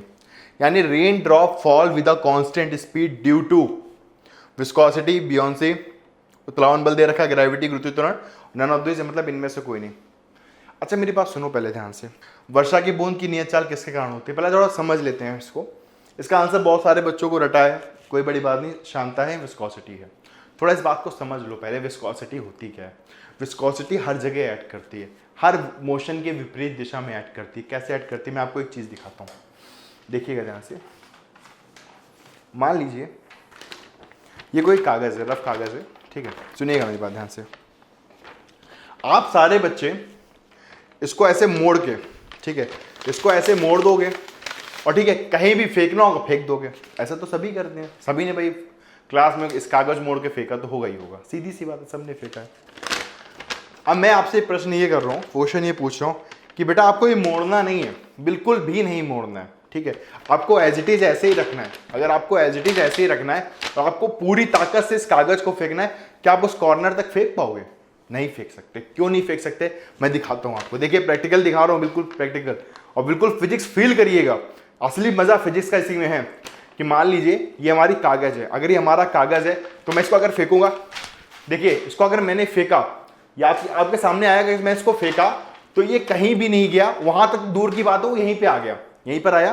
तो अगर आप इसको ऐसे फेंकोगे तो क्या होगा, ज्यादा से ज्यादा क्या होगा, बस ऐसे जाएगा। देखिए आपके सामने बस यहीं पर आया, तो इसका मतलब क्या हुआ, आपने इस कागज के ऊपर फोर्स तो लगाया, आपने इस कागज के ऊपर फोर्स तो लगाया, लेकिन अपोजिट डायरेक्शन में किसी और ने भी फोर्स लगाया जिसने उसको जाने वहां तक नहीं दिया। यही तो मतलब हुआ, यही मतलब हुआ कि अपोजिट डायरेक्शन में किसी और ने भी इस पे फोर्स लगा दिया, जिसके कारण ये वहां तक पहुंच नहीं पाया। जो ये फोर्स है ना, यही विस्कोसिटी है, जो ये फोर्स है ना, यही विस्कोसिटी है, ये हर जगह लगती है। अब वहां जाके भी कागज को फेंकोगे, आप यहां जाके भी कागज को फेंकोगे, आप कहीं पे भी फेंकोगे कागज पे, हर टाइप पे, हर बिंदु पे इस पे क्या लगेगा, फोर्स लगेगा। ये कौन लगा रहा है, विस्कोसिटी लगा रही है। तो उसी प्रकार जब बादल से पानी की बूंद नीचे गिरती है ना, तो उसके अपोजिट डायरेक्शन में कौन फोर्स लगा रहा होता है, विस्कोसिटी लगा रही होती है। तो विस्कोसिटी का होना बहुत जरूरी है। अगर विस्कोसिटी हमारे एटमॉस्फेयर से हट जाए तो भले ही आपके घर अंबुजा सीमेंट के क्यों ना बने हो, एक एक रेन ड्रॉप एक एक बुलेट की तरह गिरेगी। आप बात समझ लो, मतलब बुलेट की जितनी स्पीड नहीं होगी उतनी एक रेन ड्रॉप की होगी। इसलिए विस्कोसिटी का होना बहुत जरूरी है। इसलिए इसका आंसर तो ए है, इसमें सोचने वाली बात ही नहीं है। बात क्लियर है, आसान है। चलिए आगे बात करते हैं, नेक्स्ट क्वेश्चन पे चल रहे हैं। कॉन्सेप्ट क्लियर हो गया विस्कोसिटी का, चलिए आगे बात करते हैं। ये बहुत आसान सा क्वेश्चन है, एक 11वां, तापमान बढ़ने पर किसी द्रव्य का पृष्ठ तनाव, when temperature increases the surface tension of a liquid, question is asking about the surface tension of a liquid when you increases the temperature. Options are घटता है, बढ़ता है, परिवर्तित रहता है, इनमें से कोई नहीं, डिक्रीजेस, इंक्रीजेस, रिमेन अनचेंज और नन ऑफ दिस। ओके, अब मेरी बात सुन लो मेरे दोस्त, पहले तो यही समझ लो सरफेस टेंशन क्या होता है, बाकी तो बातें हम बाद में कर लेंगे। चलो सुनना मेरी बात ध्यान से। सरफेस टेंशन का मतलब ये होता है, नहीं पृष्ठ तनाव का मतलब ये होता है जो सरफेस पे तनाव पैदा हो जाए उसी को पृष्ठ तनाव कहते हो।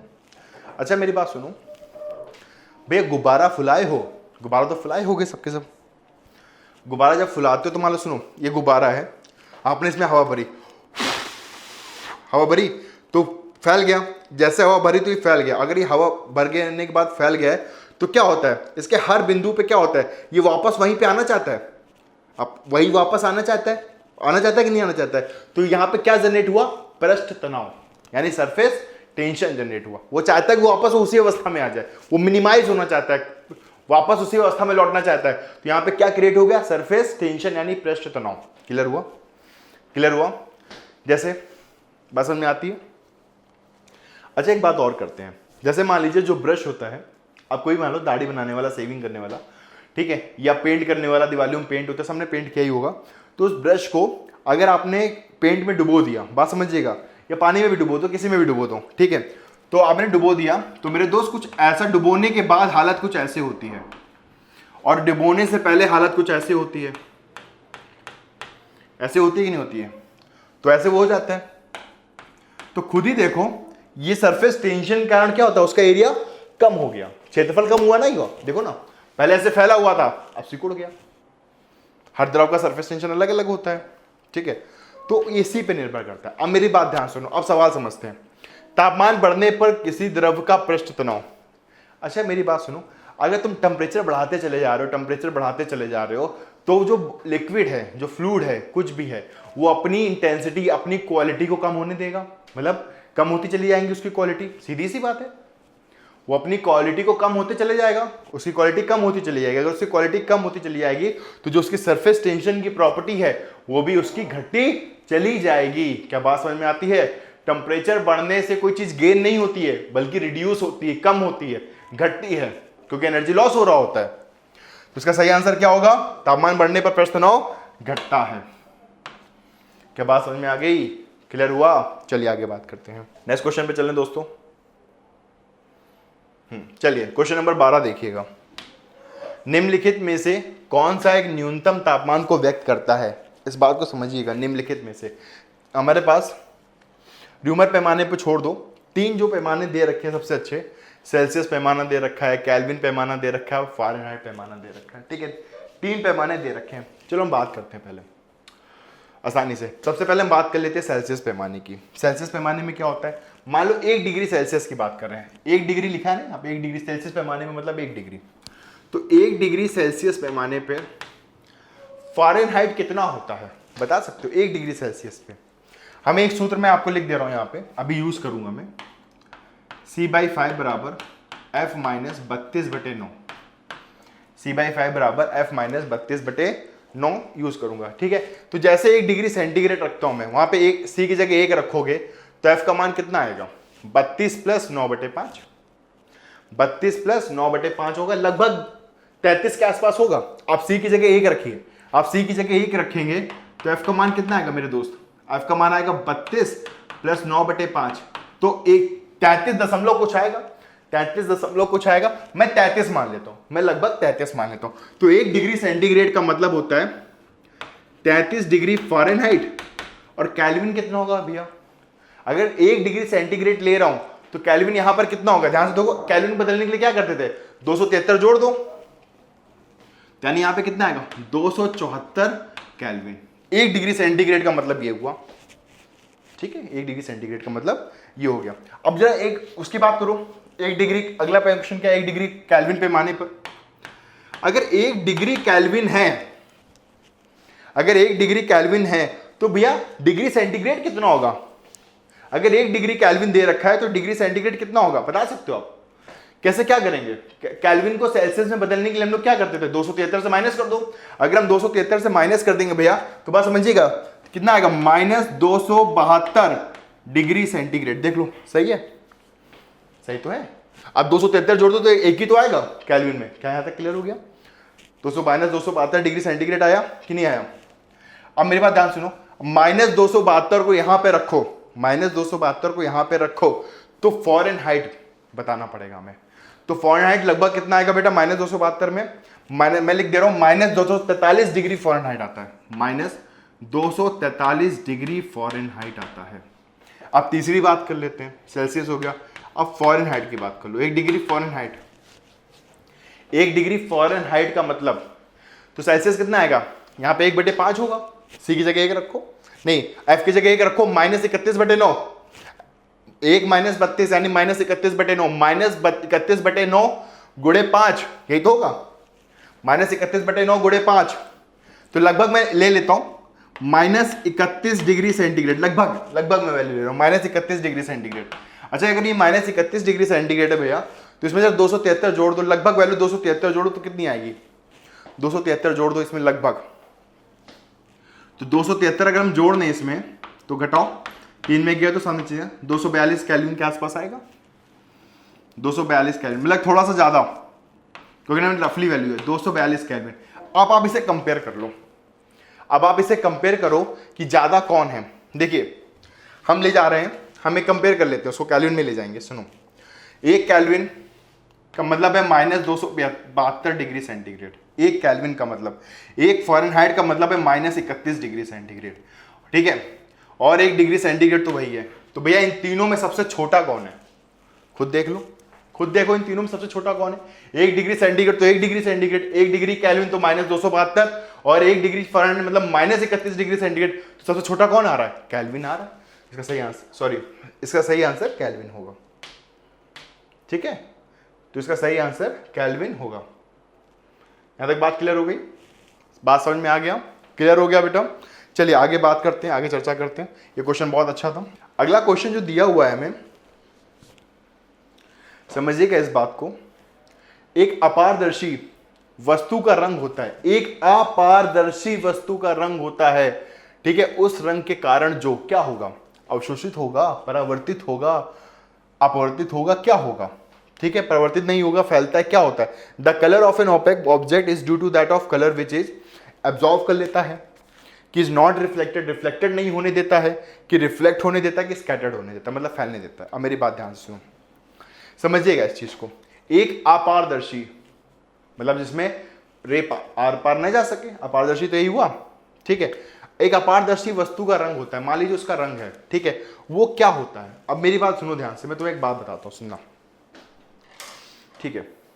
जैसे मान लीजिए ये कागज है, ये कागज है, लाइट पड़ रही है, लाइट पड़ रही है। अब लाइट के पास ऐसे रखोगे, लाइट के पास ऐसे रखोगे और चिपक इसे लाइट के ऊपर आप ऐसे रख दो, ठीक है, तो कुछ ना कुछ रोशनी तो इसके आर पार हो जाएगी, कुछ ना कुछ रोशनी इसके आर पार हो जाएगी, यानी ये रिफ्लेक्ट नहीं हो रहा है, क्या हो रहा है? रिफ्रैक्ट हो रहा है। हुआ कि नहीं हुआ, रिफ्लेक्ट हुआ, ठीक है। लेकिन इस पर कोई रंग नहीं है, ठीक है। अगर हम एक रंगीन वस्तु यहाँ पे रख दें, अगर हम एक रंगीन वस्तु रख दें, ठीक है, तो क्या होगा, हम उसको नहीं देख पाएंगे, हम उसको नहीं देख पाएंगे, सिर्फ उसका रंग ही चमकेगा, उसका रंग चमकेगा। उसका रंग अगर चमक रहा है तो इसका मतलब क्या होता है, वो रिफ्लेक्ट होने दे रहा है, मतलब वो आ रही है यहीं से रिफ्लेक्ट होकर चली जा रही है, उसे गुजरने नहीं देगा, तभी तो वो अपारदर्शी वस्तु है। तो इसका सही आंसर क्या होगा, इज रिफ्लेक्टेड। आई बात समझ में यहां तक, क्लियर हुआ, इज रिफ्लेक्टेड मतलब गुजरने नहीं देगा तो वहीं से उठा के रिफ्लेक्ट कर दिया। तो इसका सही आंसर है बेटा इज रिफ्लेक्टेड। क्या बात समझ में आती है, क्लियर हो गया। चलिए आगे बात करते हैं, ठीक है। चलिए इसको हटा दे रहे हैं। नेक्स्ट क्वेश्चन, क्वेश्चन नंबर 14 की बात कर रहे हैं बेटा, सुनिएगा ध्यान से। चलिए देखिए क्वेश्चन नंबर 14 हमसे क्या कह रहा है। ओके दोस्तों सुनो, एक गैस के ताप में 27 डिग्री सेंटीग्रेड से 927 डिग्री सेंटीग्रेड तक की वृद्धि की जाती है, ठीक है भाई, वृद्धि कर देते हैं। तो मूल माध्य वर्ग यानी आरएमएस वेलोसिटी की बात हो रही है। The temperature of a gas is raise from 27 degree centigrade to 927 degree centigrade. The root mean square velocity is, मेरी बात सुनो ध्यान से। तो टेम्परेचर कितना दे रखा है, पहले 27 फिर 927। देखो एक तरीका बता रहा हूँ, सुनने ध्यान से। T1 27। सबसे पहले जब भी आप गैस वाले क्वेश्चन करो तो हमेशा मेरे दोस्त एक बात याद रखो, उसको केल्विन में बदल दो। उसको किस में बदलना है, हमें केल्विन में बदलना है। तो T1 बराबर क्या आएगा, 27 प्लस 273। 27 प्लस 273 कर देंगे, ये तो करते थे। T1 कितना आएगा, 300 केल्विन आएगा। क्यों भैया, यहां तक बात समझ में आती है। फिर क्या दे रखा है, 927 दे रखा है, तो T2 को भी तो उसमें बदल दो। T2 कितना आएगा, 927 प्लस 273, तो भैया यहाँ पे कितना आ गया, 1200 केल्विन आ गया। तो रूट मीन स्क्वायर क्या होता है, VRMS is directly proportional to root T. मैं यहाँ पे लिख दे रहा हूं, वर्ग माध्य मूल वेग अंडर रूट टी के प्रोपोर्शनल होता है। वर्ग माध्य मूल वेग अंडर रूट टी के प्रोपोर्शनल होता है। अगर ये अंडर रूट टी के प्रोपोर्शनल होता है मेरे दोस्त, तो क्या लिख सकते हैं इसे, देखो ध्यान से। V2 बटे V1 बराबर यहाँ पे क्या होगा, अंडर रूट ऑफ T2 बटे T1 होगा ना। V2 बटे V1 बराबर यहाँ पे क्या होगा, अंडर रूट ऑफ T2 बटे T1 होगा। तो T2 और T1 का मान जरा वहां पे रख दो, मैं यहाँ पे कर दे रहा हूँ। देखिए सवाल खत्म हो गया। अंडर रूट ऑफ T2 बटे T1, T2 कितना है 1200, T1 कितना है मेरे दोस्त 300, तो 3 चौको 12 और अंडर रूट 4 कितना होता है, 2 होता है। तो भैया V2 बराबर क्या आएगा, 2V1 होगा। देखो V2 बराबर 2V1 आ रहा है, क्या यहाँ तक बात समझ में आ गया, देख लो। V2 बराबर 2V1 आया कि नहीं आया, क्लियर है। VRMS is directly proportional to root T, ये फॉर्मूला आपको याद रखना होगा, ठीक है। इसका सही आंसर है 2 गुना हो जाएगा, डबल हो गया 2 टाइम्स। चलिए नेक्स्ट क्वेश्चन पे चलते हैं, ठीक है। चलिए भैया आगे बात कर रहे हैं। ओके, एक क्वेश्चन दिया हुआ है, एक गैस के 2 समान नमूने हैं, मान लो 2 गैस एक जैसी गैस है, संतापीय फिर दोष और प्रसार होने देते हैं, यानी पहले उसमें संतापी हुआ और दूसरी गैस में संदाबी हो गया, ठीक है। तो किया गया कार्य यानी जो उसमें वर्क है, किसके बारे में चर्चा करनी है, कि संतापीय प्रक्रिया में अधिक है, मतलब आइसोथर्मल प्रोसेस में अधिक है, कि दोष प्रक्रिया में अधिक है, कि उपयुक्त दोनों में समान है, कि उनमें से कोई नहीं है, मतलब किसमें ज्यादा वर्क हो रहा है ये बात करनी है। तो 2 अलग अलग गैस है भैया। सबसे पहले आइसोथर्मल हुआ, अगर सबसे पहले मेरे दोस्त आइसोथर्मल हुआ, तो आइसोथर्मल मतलब समतापीय में क्या होता है, समतापीय में ऐसी कौन सी जादू की चीज होती है जिसका नाम समतापीय रखा गया यानी आइसोथर्मल रखा गया, उसमें टेम्परेचर कांस्टेंट होता है। क्या होता है, टेम्परेचर कांस्टेंट होता है। अगर उसमें टेम्परेचर कांस्टेंट होता है तो इंटरनल एनर्जी 0 हो जाएगी। अगर उसमें इंटरनल एनर्जी 0 हो जाएगी मेरे दोस्त, तो क्या लिखेंगे, फॉर आइसोथर्मल की बात हो रही है, फॉर आइसोथर्मल।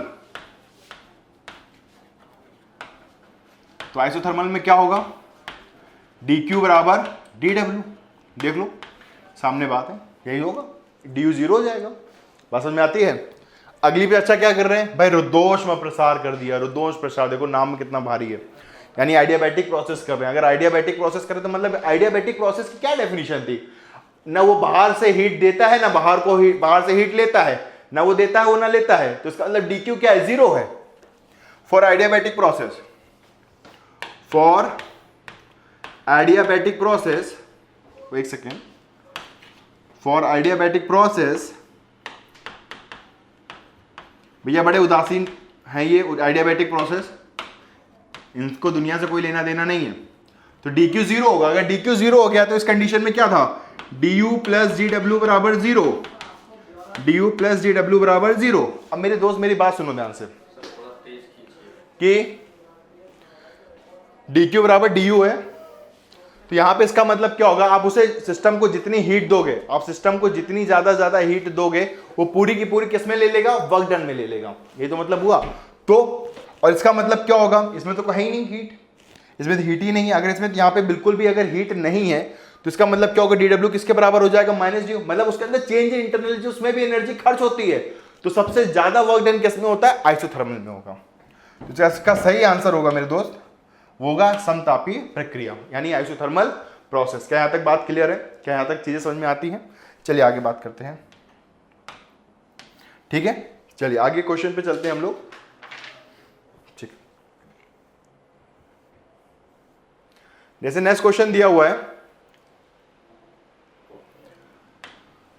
एक सरल आवर्त गति करने वाले कण का आयाम 0.02 मीटर है तथा आवृत्ति 50 हर्ट्ज है, तो कण का अधिकतम त्वरण होगा, मतलब मैक्सिमम एक्सेलरेशन पूछ रहा है आपसे। तो क्या क्या दे रखा है, देखिए एम्पलीट्यूड दिया है और फ्रीक्वेंसी दी गई है। तो एम्पलीट्यूड कितना है, 0.02 मीटर, ठीक है, और फ्रीक्वेंसी कितनी दे रखी है, 50 हर्ट्ज दे रखी है। अगर फ्रीक्वेंसी 50 हर्ट्ज दे रखी है तो एक काम करो, पहले 50 हर्ट्ज दे रखी है, ओमेगा निकाल दो। ओमेगा क्या होता है, 2n पाई होता है, तुरंत ओमेगा निकालो। n की जगह 50 रखो, यानी कितना आ गया, 100 पाई आ गया। मेरे दोस्त यहाँ पे अल्फा कितना होता है, मैक्सिमम त्वरण कितना होता है, ओमेगा स्क्वायर ए होता है। अल्फा बराबर क्या होता है, ओमेगा स्क्वायर ए होता है मैक्सिमम त्वरण। अल्फा बराबर ओमेगा स्क्वायर ए, ओमेगा और ए की वैल्यू पुट कर दो बस। ओमेगा कितना है, 100 पाई, यानी कितना होगा, 1 2 3 4 पाई स्क्वायर। ये तो होगा भैया 10,000 गुणे ए कितना है, 0.02, बस गुणा कर लो।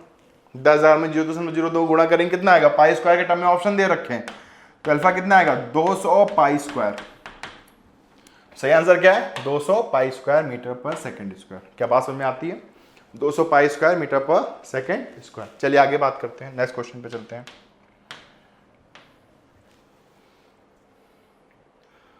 आवेशन की क्रिया में, अगला प्रश्न है, आवेशन की क्रिया में एक पदार्थ से दूसरे पदार्थ में स्थानांतरण होता है। यानी जब तुम बॉडी को चार्ज कर रहे हो, बॉडी को रब कर रहे हो, तो in the charging which transfer from one matter to the other, कौन ट्रांसफर होता है, प्रोटॉन होता है, इलेक्ट्रॉन होता है, न्यूट्रॉन होता है, इनमें से कोई नहीं होता है। तो भैया न्यूक्लियस के बाहर तो इलेक्ट्रॉन होते हैं ना, न्यूक्लियस के अंदर तो प्रोटॉन न्यूट्रॉन बैठे होते हैं। तो प्रोटॉन न्यूट्रॉन थोड़ी बाहर निकल के चले जाएंगे दूसरे घर, कौन ट्रांसफर करता है, इलेक्ट्रॉन ट्रांसफर करता है। तो जनरल नॉलेज बेस्ड क्वेश्चन है, इसका आंसर क्या है, इलेक्ट्रॉन्स। क्लियर, सिंपल सा क्वेश्चन है, किसका क्या आंसर आएगा, इलेक्ट्रॉन आएगा। चलिए आगे बात करते हैं, नेक्स्ट क्वेश्चन चलते हैं। क्वेश्चन नंबर 18, कुछ आवेशित बूंदें जुड़ती हैं, मान लीजिए कुछ चार्ज स्फीयर आपस में कोलाइड हो रहे हैं, मिल रहे हैं, तो कौन सी राशि अपरिवर्तित रहती है, यानी कोई भी चेंज नहीं हो सकती, कौन सी क्वांटिटी है। ऑप्शन है आवेश, धारिता है, विभव है, वैद्युत ऊर्जा है। अब मेरी बात ध्यान से सुनो, हाफ CV स्क्वायर हो गया, विभव हो गया, Q/C हो गया। मेरी बात समझना ध्यान से, कैपेसिटर क्या होता है, कैपेसिटेंस क्या होता है, C बराबर 4πε0r होता है। अगर तुम बूंदे जुड़ती चली जाएंगी तो त्रिज्या बढ़ती चली जाएगी, त्रिज्या बढ़ेगी नहीं बढ़ेगी, त्रिज्या ठीक होगा ना, त्रिज्या बढ़ेगी। अगर त्रिज्या बढ़ेगी तो मतलब धारिता चेंज हो जाएगी। विभव क्या होता है, V बराबर Q/C होता है, विभव बराबर V बराबर Q/C होता है। अगर C चेंज हो गया तो V भी चेंज हो गया। वैद्युत ऊर्जा क्या होती है, हाफ CV स्क्वायर होता है, यानी कैपेसिटर भी चेंज हो रहा है तो U भी चेंज हो जाएगा, यानी कौन चेंज नहीं होगा। तो इसका आंसर क्या होगा, आवेश, यानी चार्ज बिल्कुल भी चेंज नहीं होगा। क्या यहां तक बात समझ में आती है, अच्छे से क्लियर हो गया। चलिए नेक्स्ट क्वेश्चन की बात करते हैं हम लोग। चलिए नेक्स्ट क्वेश्चन चलते हैं। चलिए देखिए भैया, एक समान मोटाई वाले प्रतिरोध R तथा L लंबाई के तार को 4 बराबर भागों में काट दिया गया। ठीक है भाई, एक तार है जिसका रेजिस्टेंस R दे रखा है और उसकी लंबाई L दे रखी है, उसको 4 बराबर भागों में बांटा गया है। तो प्रत्येक की लंबाई L/4 है, प्रत्येक की लंबाई क्या है, L/4 है। और उसको किस श्रेणी में जोड़ रहे हैं, समांतर क्रम में जोड़ दिया जाता है। तो संयोजन का प्रभावी प्रतिरोध बताना है। तो एक बात सुनो, पहले सुनो मेरी बात, बहुत ध्यान से सुनिएगा, बहुत ध्यान से। मान लीजिए 4 रेजिस्टेंस तो समान होंगे ना, अगर 4 रेजिस्टेंस समान होंगे और चारों को किसमें जोड़ दिया है, समांतर में जोड़ा हुआ है, अगर चारों को समांतर में जोड़ा हुआ है तो कुछ इस प्रकार चित्र बनेगा।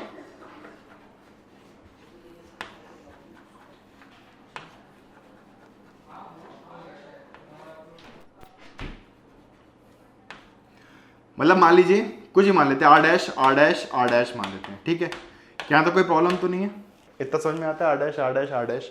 तो इक्विवेलेंट रेजिस्टेंस कितना होगा इसका, 1/R इक्विवेलेंट इक्वल टू, मेरे दोस्त कितना होगा, 1/R इक्विवेलेंट इक्वल टू होगा R dash 1/R dash plus 1/R dash plus 1/R dash plus 1/R dash. क्या बात समझे, यानी 4/R डैश हो गया। तो R इक्विवेलेंट को यहाँ पे क्या लिख सकते हो, R डैश बटे 4। क्या बात समझ में आती है, R डैश बटे 4। अगर ये R डैश बटे 4 होगा तो मेरी बात समझिएगा, क्या इसका आंसर कभी 4R आ सकता है, कभी नहीं आ सकता, घटना चाहिए, घट रहा है। रेजिस्टेंस क्या होना चाहिए, घट रहा है। इसका आंसर 4R नहीं आ सकता, इसका आंसर R भी नहीं आ सकता, इसका आंसर R/4 भी नहीं आ सकता, क्योंकि ये R डैश है। तो इसका आंसर सही क्या आएगा, R बटे 16। क्या बात समझ में आती है, इसका सही आंसर क्या आएगा, R बटे 16। क्यों, R dash R dash by 4 आ गया, और R डैश क्या होगा, R/4 होगा, क्योंकि R is directly proportional to L होगा, R is directly proportional to L होगा। यहाँ पे पुट कर देंगे, किसका सही आंसर क्या आएगा, R बटे 16। क्या बात समझ में आती है, क्लियर है। चलिए आगे बात करते हैं।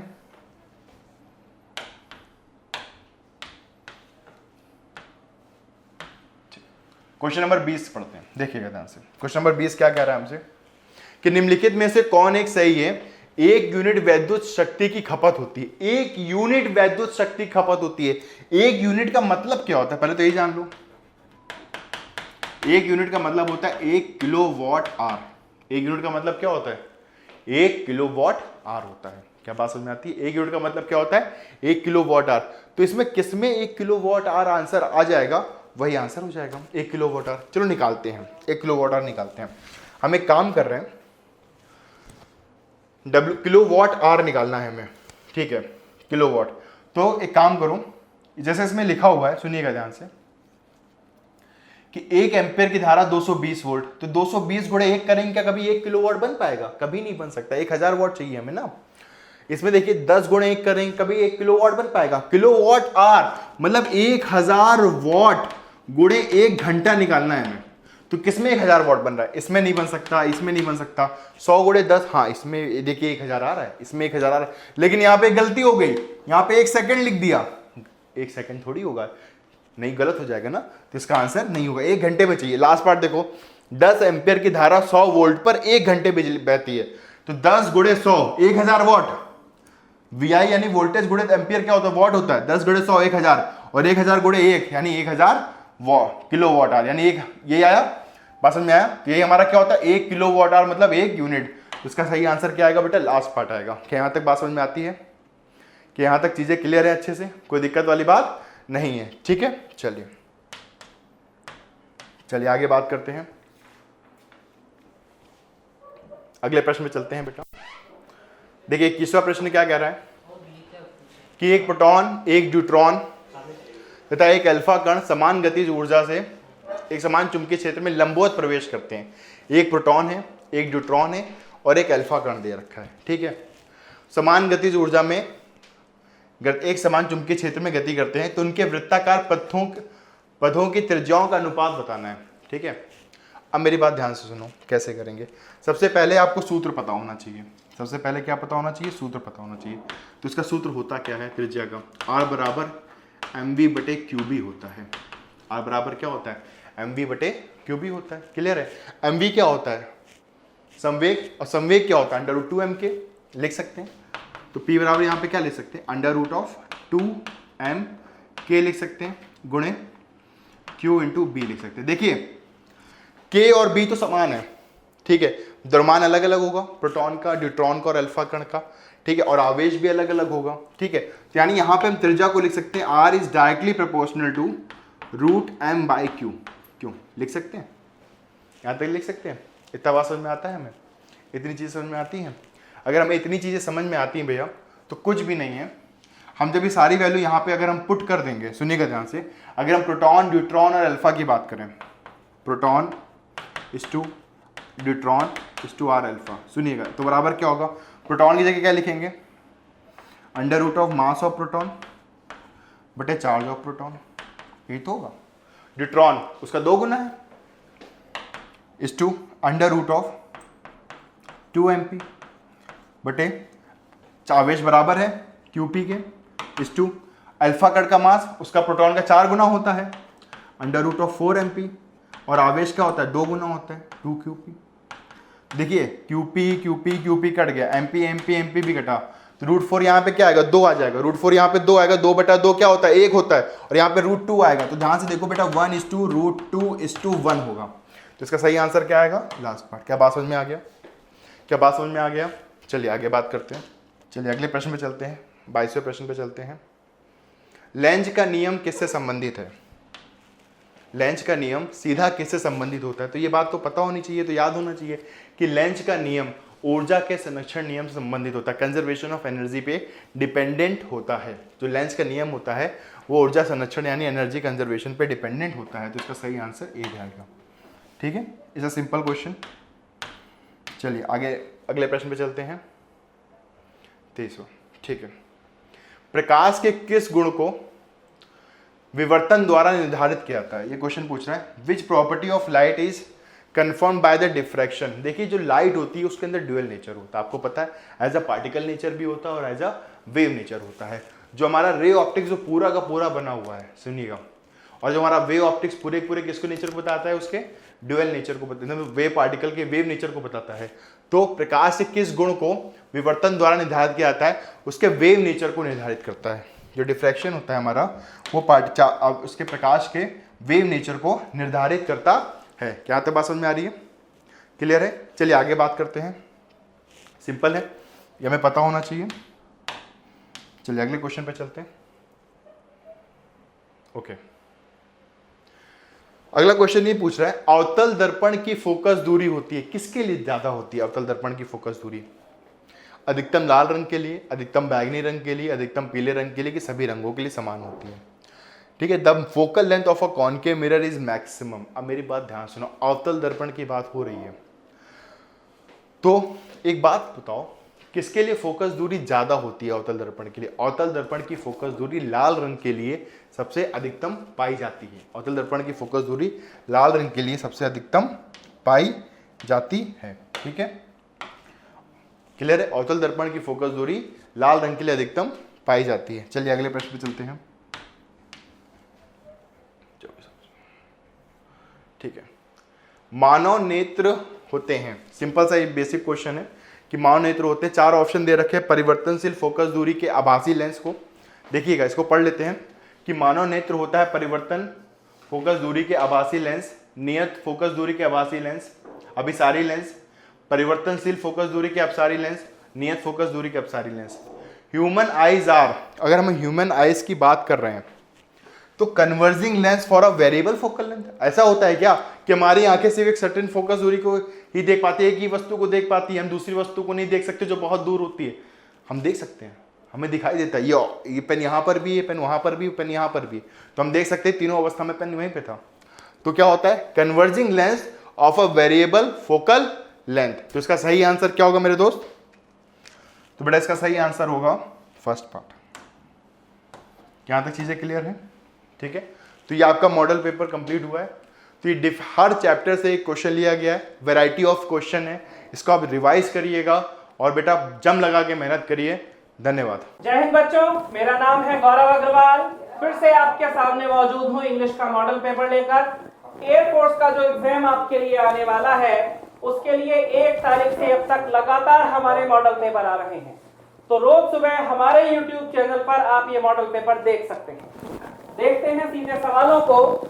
एयरफोर्स के ग्रुप एक्शन वाई के मॉडल पेपर के इंग्लिश वाले सेक्शन के दृष्टिकोण से सबसे ज्यादा इंपॉर्टेंट चीज होती है fill in the blank. Fill in the blanks में पहला सवाल आपके सामने मौजूद है, the patient dash after the doctor dash. मतलब कुछ ऐसा सवाल है, आफ्टर लगा हुआ है तो मतलब बाद में सेंटेंस में होगा कि मरीज के मरने के बाद डॉक्टर आया था या डॉक्टर के आने के बाद मरीज मर गया था।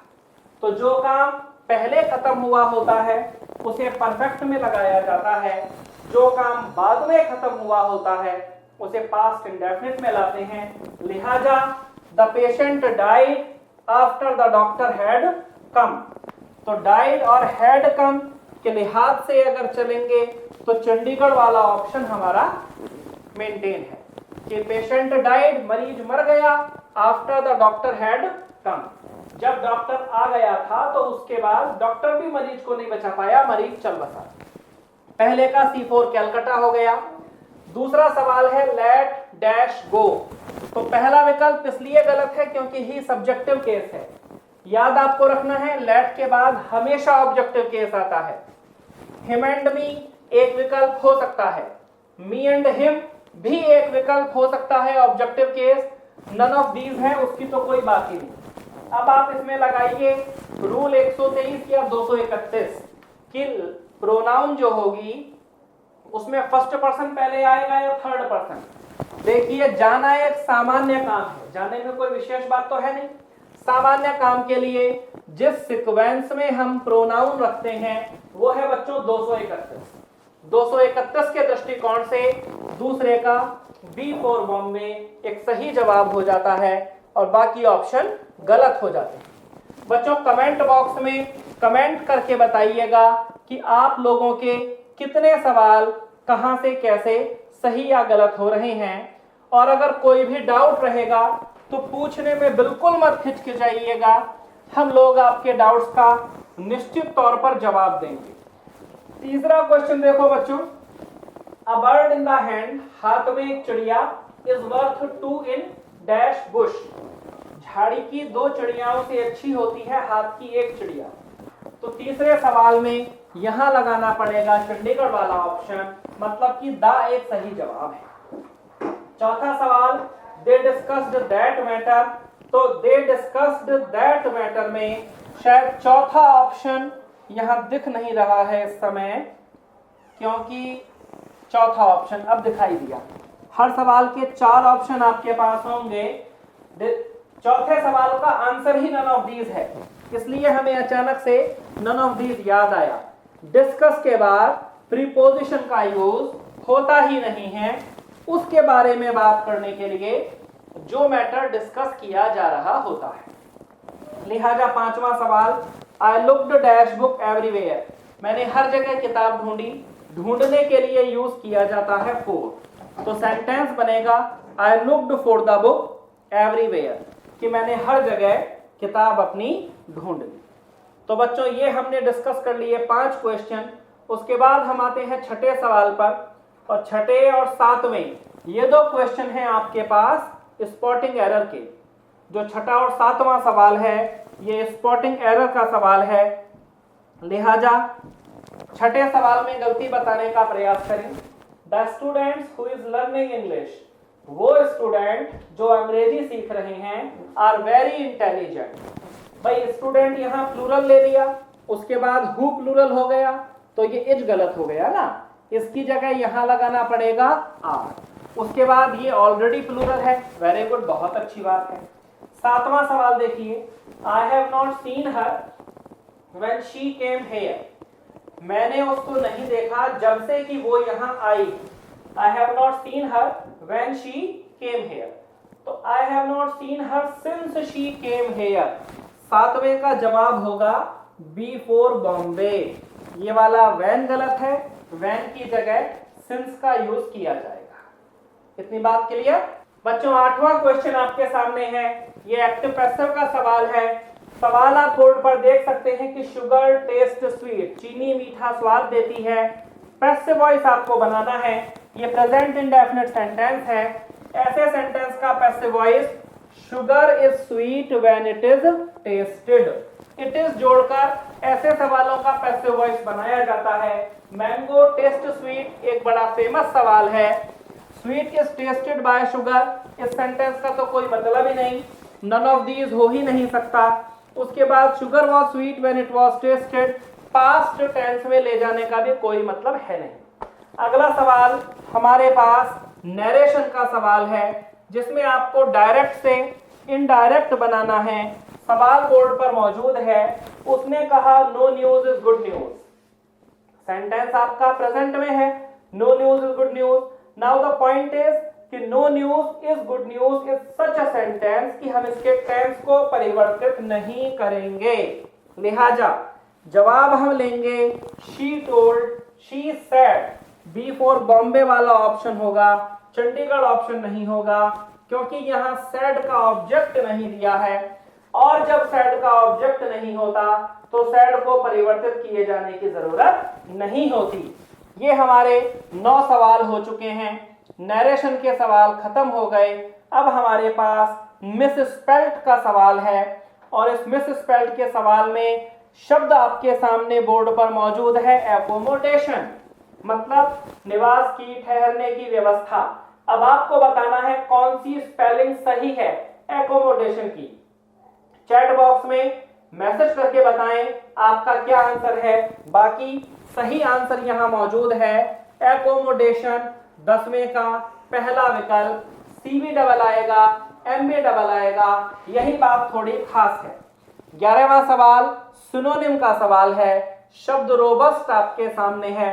रोबस्ट माने होता है मजबूत, इसका पर्यायवाची आपको बताना है। जैसा कि मैंने ऑलरेडी बताया कि रोबस्ट का मतलब होता है मजबूत, तो इसका जो पर्यायवाची आप सेलेक्ट करेंगे, वीक तो हो ही नहीं सकता, थिन माने पतला भी नहीं हो सकता, फीबल माने होता है कमजोर, ये खुद ही वीक का पर्यायवाची होता है, ये भी नहीं हो सकता। ले देकर विकल्प आपके पास बचा वाइगोरस, व्यापक, मजबूत, फैला हुआ, विस्तृत, ये सब मतलब होते हैं विगोरस के।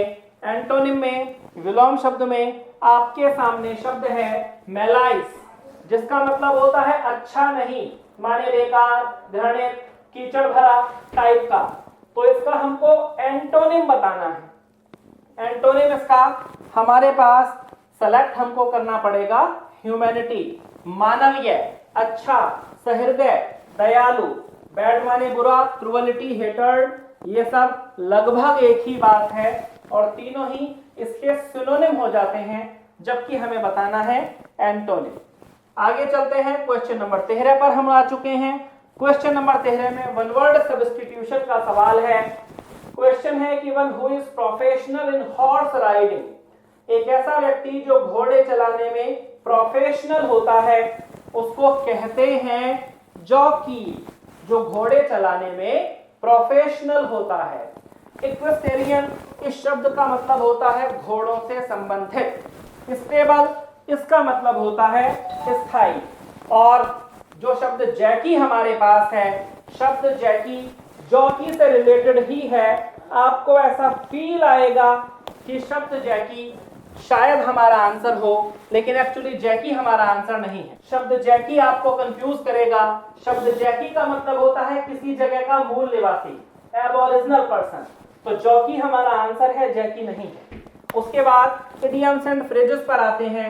इडियम्स एंड फ्रेजेस है 14वां सवाल, in black and white. In black and white का मतलब होता है इन रिटन, और इन रिटन के लिए आपको लेना पड़ेगा ऑप्शन बी। फिर आपको फेमिनाइन वर्ड बताना है कॉल्ट का।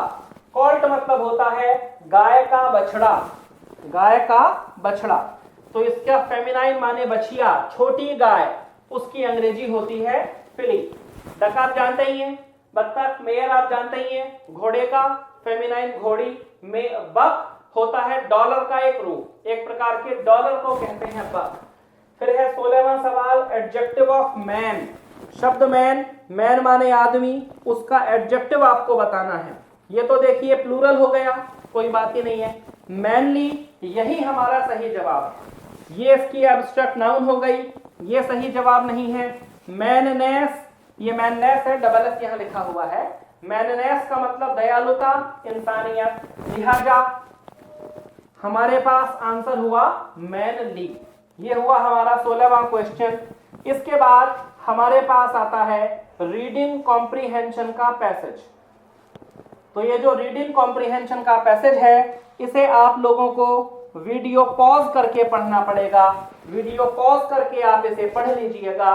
मैं सीधे पैसेज का मीनिंग बताता हूं, मीनिंग से पहले पॉज करके पढ़िएगा। चलो देखिए, पैसेज हमारा छोटा सा है कि one of the most serious problems confronting our country, हमारे देश के सामने जो सारी बड़ी समस्याएं हैं उनमें से एक बड़ी समस्या है इज दैट, वो ये समस्या है of a fast growing population, कि जो हमारी जनसंख्या है ये थोड़ा तेजी से बढ़ रही है।